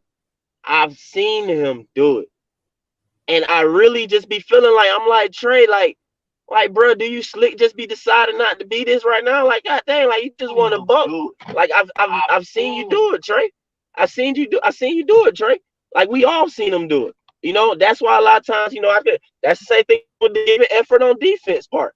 I can't give him any type of slack on giving effort on defense because you showed me before that you can do it. You know what I'm saying? Like next season, it better not be a game that he don't necessarily. Like Trey need to be giving effort every single game, but I can't knock you. Like I said, Derek White taller than him. Like he's a great bit taller. And then when he's jumping, he's clearly elevating over Trey and getting a good look. Physics speaking, now if Marcus Smart decide to post him up, I feel like it's a little bit easier to help off on that. If he decide to try and bully Trey under the goal, it's a little easier to help with that. And Clint them, that's at least easier for him to help off with and stuff versus Clint having to help on something that's more perimeter oriented. I feel like Trey can contest the Marcus Smart pull up or Marcus Smart at the perimeter more than he can in the sense with like Derek White, or even if Marcus Smart posting up and did a turnaround, he can test more. Derek White on the post up, turnaround, hook shot, something like Trey is dead. What Trey could stop Derek White is by denying him the ball, and that would completely the man who got like the usage on offense to now play ball tonight. I feel you on that. You know what I'm saying? The balance that would be it's not out of the realm to basically hold Trey to the accountability to basically be with his man to that accountability part, like be with him at least. You know what I'm saying? But great when he gets to that point. But I think that going into this offseason, hopefully this season wakes him up to that. It's like, yeah, I got to figure I'm gonna have to go crazy with the stamina. Because if Trey wants to score, if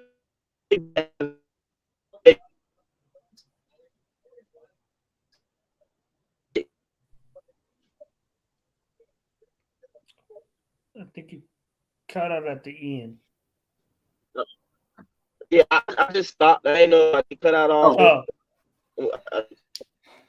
I mean, I hear that. Yeah, I mean, but that's why I think him and Quinn relationship is so important. That's why, like, Quinn, and I know, like, Quinn probably get on his nerves, always pulling him to the side, talking to him. But I think that will help him in the long run. But, like, that's the biggest, like, I think that's the biggest word I would say is grace. Like, you got to give him grace to, be 24. And like I said, because let's just be honest. That's my problem. You acting like 24 is just a baby in the league. I'm not asking him to be an all-time vet right now, but Grace is like, you just came in your rookie and sophomore year. Oh, that's fine. You did that wrong. Oh, he's gotten enough to where he get a big contract. You expect more. Well, and he's shown more. But like I said before, I said earlier, I don't know if y'all was on our Twitter thing earlier, but Trey Young is the only dude on the roster that I can take a permanent marker and go on the board and write how many points he's going to score before he wake up in the morning. That's it. Only dude on the team. So, like, that's a delicate balance. Yes, I got to set other dudes up. Yes, I got to know where they want to score. All this stuff, right? Play, great point guard play. But at the same time, he know most nights he got to lead that team in scoring. At the end of that game, 0-0, if they got a shot to win, he going to have 30 or very close to it. So I'm saying, like, that's a hard balance. That's a hard dance. You know what I'm saying? At 24, where when you've been bred your whole life to be a scorer, but you can pass world class, at a high level, world class passer. and you throw it to these dudes, and they might score, they might not. They might turn the ball over, they might not. So you don't know. It's an adventure every time somebody touch it, just about. So I just think y'all gotta. That's what I think. The biggest word I would say is grace. Y'all got to give him more grace. But you say he was bred to be a scorer, and then you just went into about him passing to other people. No, I'm saying that balance between being who you naturally are as a breaded scorer versus your probably best ability, which is passing. You know what I'm saying? Deciphering between the two. When to pass, when to shoot. But at the same time, I know I got to score close to 30 if we're going to have a shot to win every night against elite teams. That's a hard balance. I'm just trying to figure out. No, but I personally wasn't spending any time about knocking him on that. Like, again, I've seen Trey play very balanced and play a good game. Make the right decisions of when to try and score and attack or go to the free throw line and when to like when he does it almost flawlessly throughout the entire game. Like, I've seen him do it. What I'm saying is for him to be able to efficiently do it, and that's what the issue is. Mike, I'm saying the consistency. I know he has done it here and there, but I'm talking about the consistency in doing it every day that comes with age and experience. But I'm saying right now, at his point in his career, what I see, I think is more so he need to go up a level in conditioning. Because if his conditioning was to the point of where I think that it would probably get to at some point, as you're saying and everything like that, because his age and all the other stuff, we will see something different from Trey, probably a greater Trey. More shots in a sense will be made, more attacks or whatever, or more ability on the defense. I think that really like he's adjusting to the fact, like I said, though, I pointed out. You tell me when the last time you saw Trey guarding somebody and they weren't doing anything. You mean like attacking him or what? I mean, not necessarily just per se attacking him, but they weren't doing anything. Like they were just sitting off to the side or something like that. Like it's like every time whoever he's guarding, they're going to be involved in the actions of the play. It's like Trey either has to defend or is making us have to communicate and switch. Yeah, I agree with that. I agree with the latter part. Yeah. He got to talk more and they got to switch more. But again, he do got to play defense. But like, I know everybody like talking about you better not say the Westbrook play, like the Westbrook play from last night, or the Westbrook defense or whatever he gave last night. But like, Trey Young can't be 3 for 19. Like the Hawks will probably get embarrassed. So I don't think y'all taking into account how much he has to score and the offensive burden he has to deliver on top of everything else. You know what I'm saying? So I don't know. I mean, I don't know a lot of great two-way point guards like De'Aaron Fox. He finding out when he actually got to play defense how hard it is to, you know what I'm saying, play defense competently for 48 minutes. So, and and still do your job and score 25 points. So, and De'Aaron Fox is older than Trey. I mean, you know, he's been in the league longer than Trey. So, I mean, he's just now figuring it out. He can do it. It's just he got to go to the next level. I know he can do it, but I'm saying that consistency, it comes with time, like I said. And let's be honest, I know, Mike, you like Nate, but you'll even admit this is by far the best coach Trey's ever had. But it comes with time. Yes, there's no denying that. But a good part of along with that time is, yes, the wisdom to do it and get yourself there. But it's the conditioning. It's the physical shape on that level to be able to do it. Because like you talking about, he bred it to be a scorer. I'm pretty sure at every single level before the NBA, Trey ain't never had to guard anybody either. He ain't never had to guard anybody. You're super sure that he was not guarding when he did play another All-American or another star. Somebody else guarding that person or whatever. There's definitely other people on the team do that. And then just think about it in high school and AAU, who we get to hide on. Who's gonna stand by? Somebody that's like number one, not even that big. You know, the NBA fields or put out the biggest athletes basically in like every sport, and Trey is small. You know what I'm saying? It's like he got to go to another level of conditioning. That's what I'm saying. Like that might be the most important thing that he has to do this summer over like any and everything. Because like I said, if we can acknowledge that like he's doing more himself and he's being forced to do more on defense. Like, bro, I know them legs ain't there. Trey ain't never had to play ball like this. Never. Because then, too, we know it's not in his DNA to just go and play defense. So I know he ain't never felt it like that before. So right now, the decision making to me isn't too much, okay, when to try and score, when to try and do this and that or whatever. It looks bad right now because I feel like his legs ain't there. So he can't do it efficiently when he do try and go score. I don't get mad at necessarily him doing it or whatever. Yeah, it's like, dang, bro, don't shoot the three. Maybe that's something that he got to understand. And he got to know that, like, my leg's not there. Because I don't think that, that might not have registered with him. Because if it did, I think that he wouldn't try some of those threes later in the game and stuff like that. You know, those step back type things and stuff like that. Because those are more leg than his deeper threes. Because his deeper threes are more set shots. You understand what I'm saying or whatever? Like it's more set shots. And I feel like he got the dribble. Huh? What did you say, Pharaoh? So he using more energy and later in the game when we doing step backs too. So if legs already tired, he draining it even more. I mean, I feel like a lot of I won't say a lot. I mean, some of them shots, ego shots, yes, but some of them shots to me, I break it in thirds. Some of them are low, some of them are ego shots. Some of them are whoever wanted to come on, and is going to drop the link again. Some of them are logo shots. Some of them are I think he's trying to he think he can hit it, so he's trying to energize the team, give him confidence.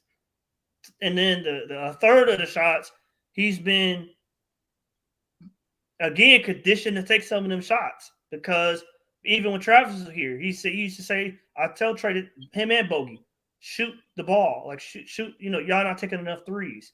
You know, if y'all take, I think he said, if y'all take like 7 threes or 8 threes, that's not good enough. You know what I'm saying? Y'all are some of our better shooters. Y'all got to shoot more. So some of the shots he take, I'm not saying today, but he's been conditioned over time to take some of them shots. So I break it into into threes. But I'm not tripping about it. I mean, to execute those shots and those things that he want to do is either adjust, bro. And yeah, like right now, in the meantime, ideally, it's like, okay, bro, know your legs not there. So the type of shots you get and stuff like that at the type of the game, it got to be different, bro. You know what I'm saying? It got to come certain ways or whatever. You know, if I'm tired, I can't do too many, a whole lot of dribbling, this and that. I'm not saying don't shoot threes. Like I said, the deeper three or whatever is more set. So if he getting the little more regular set type shots or whatever, he can kind of be okay with it or whatnot though. But yeah, I'm just saying, if for Trey to play his game and to effectively do it and play the entire game of basketball, like everybody gonna have to do, especially in playoffs and stuff like that. Like, yeah, bro, gotta get his legs right. He gotta get his legs right.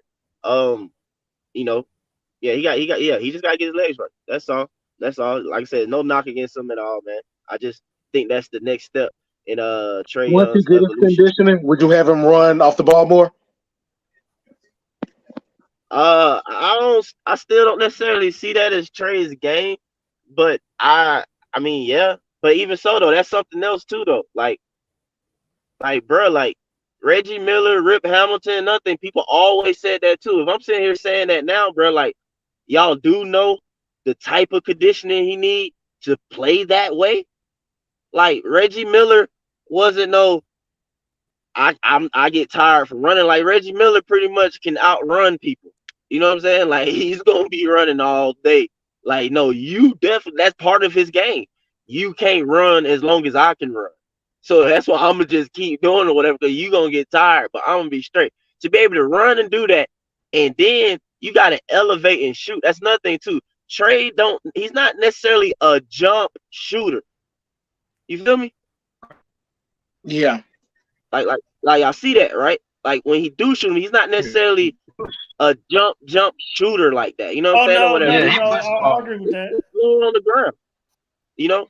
And It's that's more- another thing yeah, I too. agree Like with how many guys run around screens and stuff, catching and shooting and stuff like that, and it be a set shot per se. Like they usually jump in and shoot too because nobody chasing you to come try and block the shot. Yeah, Trey shoot like the ball too heavy. What's up, fellas? Nah, he just pushes like from his core. You know what I'm saying? It's more of a push Yeah, shot. he do. Trey do kind of shoot like a kid slick though, but yeah, bro. Nah, that's probably how he Mike, always came up shooting, being the smallest guy on the floor.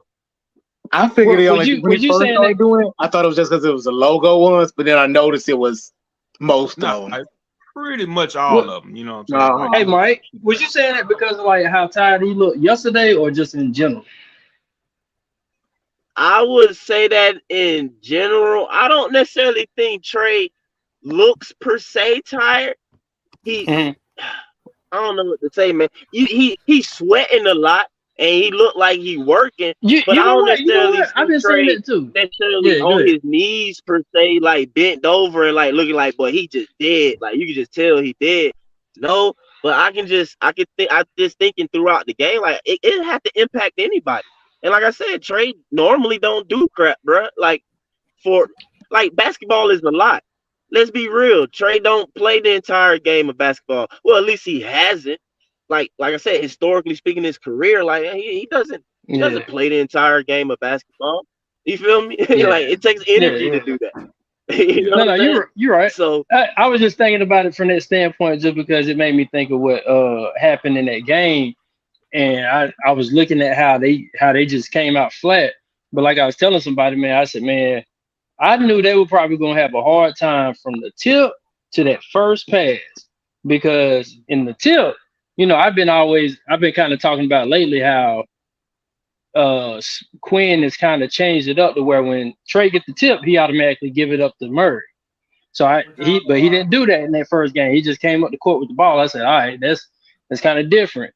But then as soon as he threw that first pass and how lazy that pass was, and I'm like, dude, I know you ain't finna throw that pass, and you can see Jaylen Brown just all on Murray. Right. And when he threw that pass, I knew it right then, man. I said, man, we finna have a bad game, because that shit was lazy.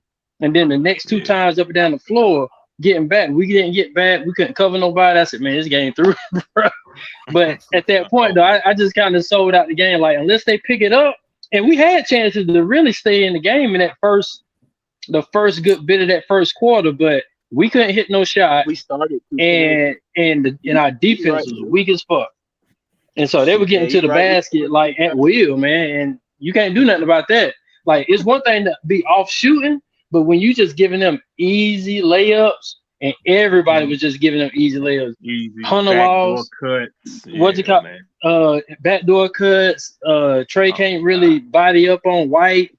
You know what I'm saying? Like, it was all bad. But no, that's why I was asking you that though, but I have noticed. I think I've been kind of paying attention to a lot of the players, especially after, you know, the boot bop stuff happened, because I was looking to see if anybody had any reaction.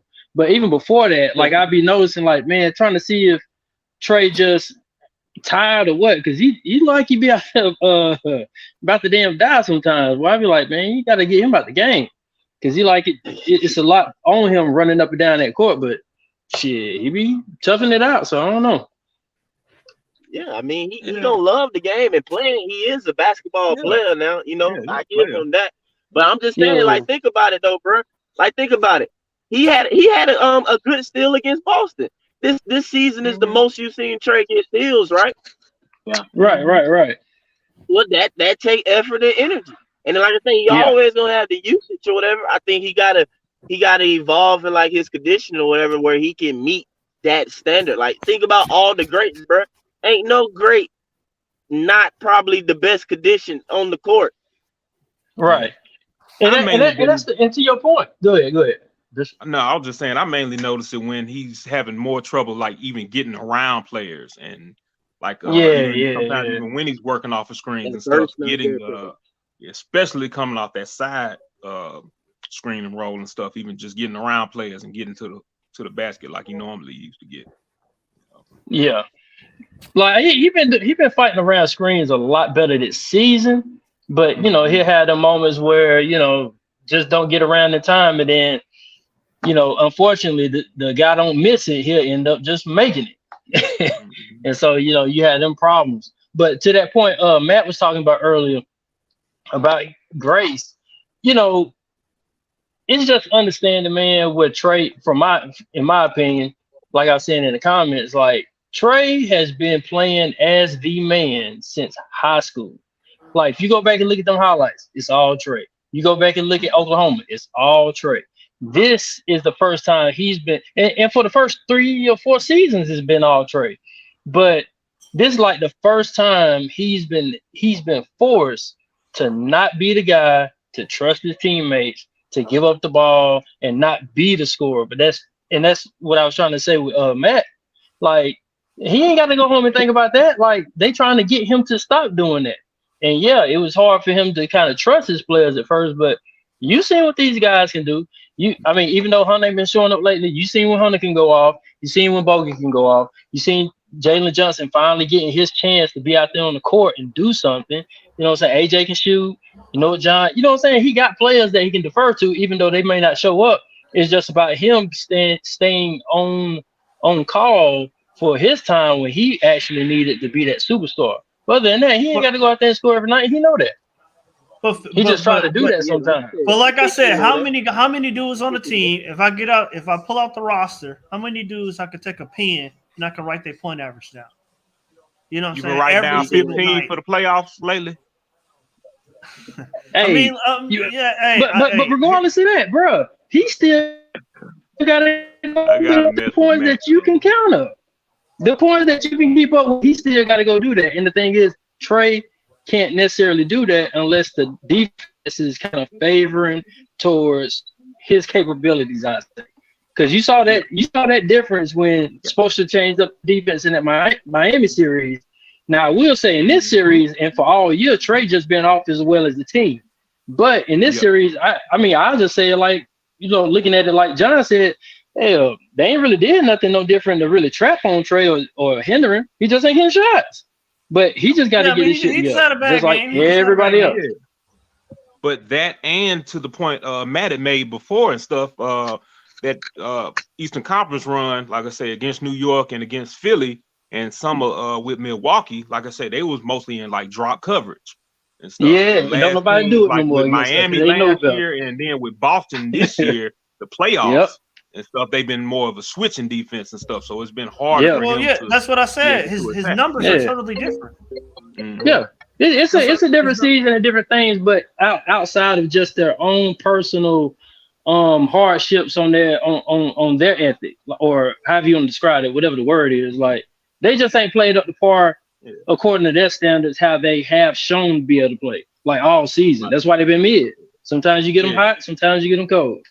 Oh yeah, but I was gonna ask Matt to that standpoint, like I said, because we've gone back and forth in the chat about some of this stuff with Trey. But as far as attacking like this switching type of defense and stuff, like I say, like Miami kind of had more of last year, and like Boston is going to continue to have this year and stuff. How do you see him like attacking that? I know you said like bringing in a double O off the bench, but I got some other concerns about that. But how like would you use Trey in terms of like attacking the switching defense?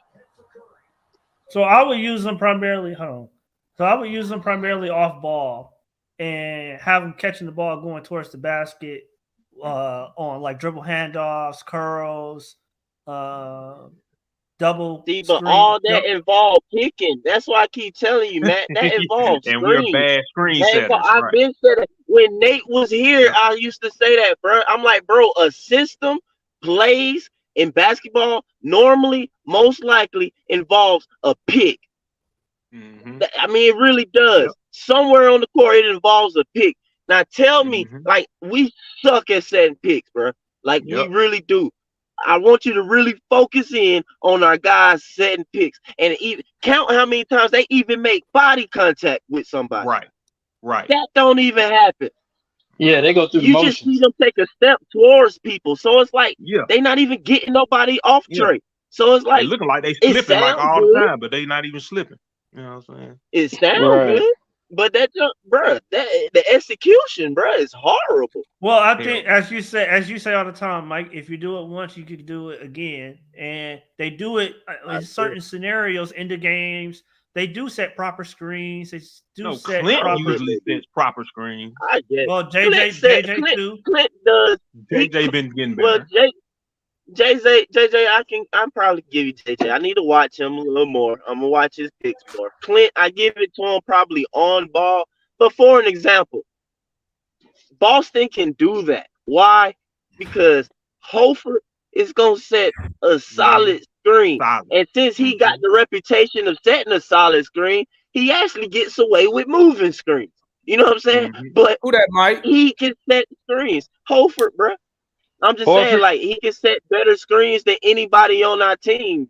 You feel me? Like, Hey, no, you we know have what, Mike? nobody who set his type of screens.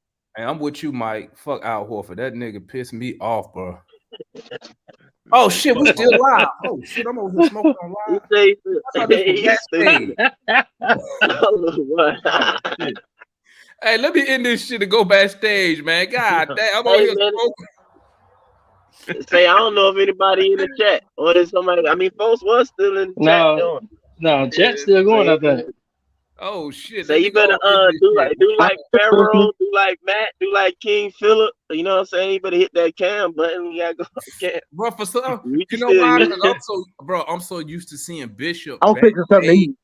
So when I see Bishop in my head, I'm like, oh, we backstage.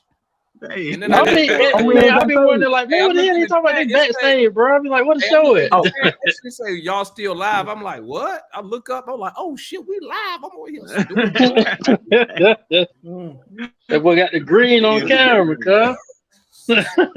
Yeah. Let me stop this shit. Hey, shout out to everybody, man. We're gonna be backstage, man. Let me stop this shit real quick though. Salute to everybody. Hey, don't forget to tap in. Tomorrow we doing the watch along again. And if you didn't tap in, man, y'all missed out. We had hella fun, man. So oh yeah, Hey man, this the marathon to tip ball, Demond. Let me stop. What? But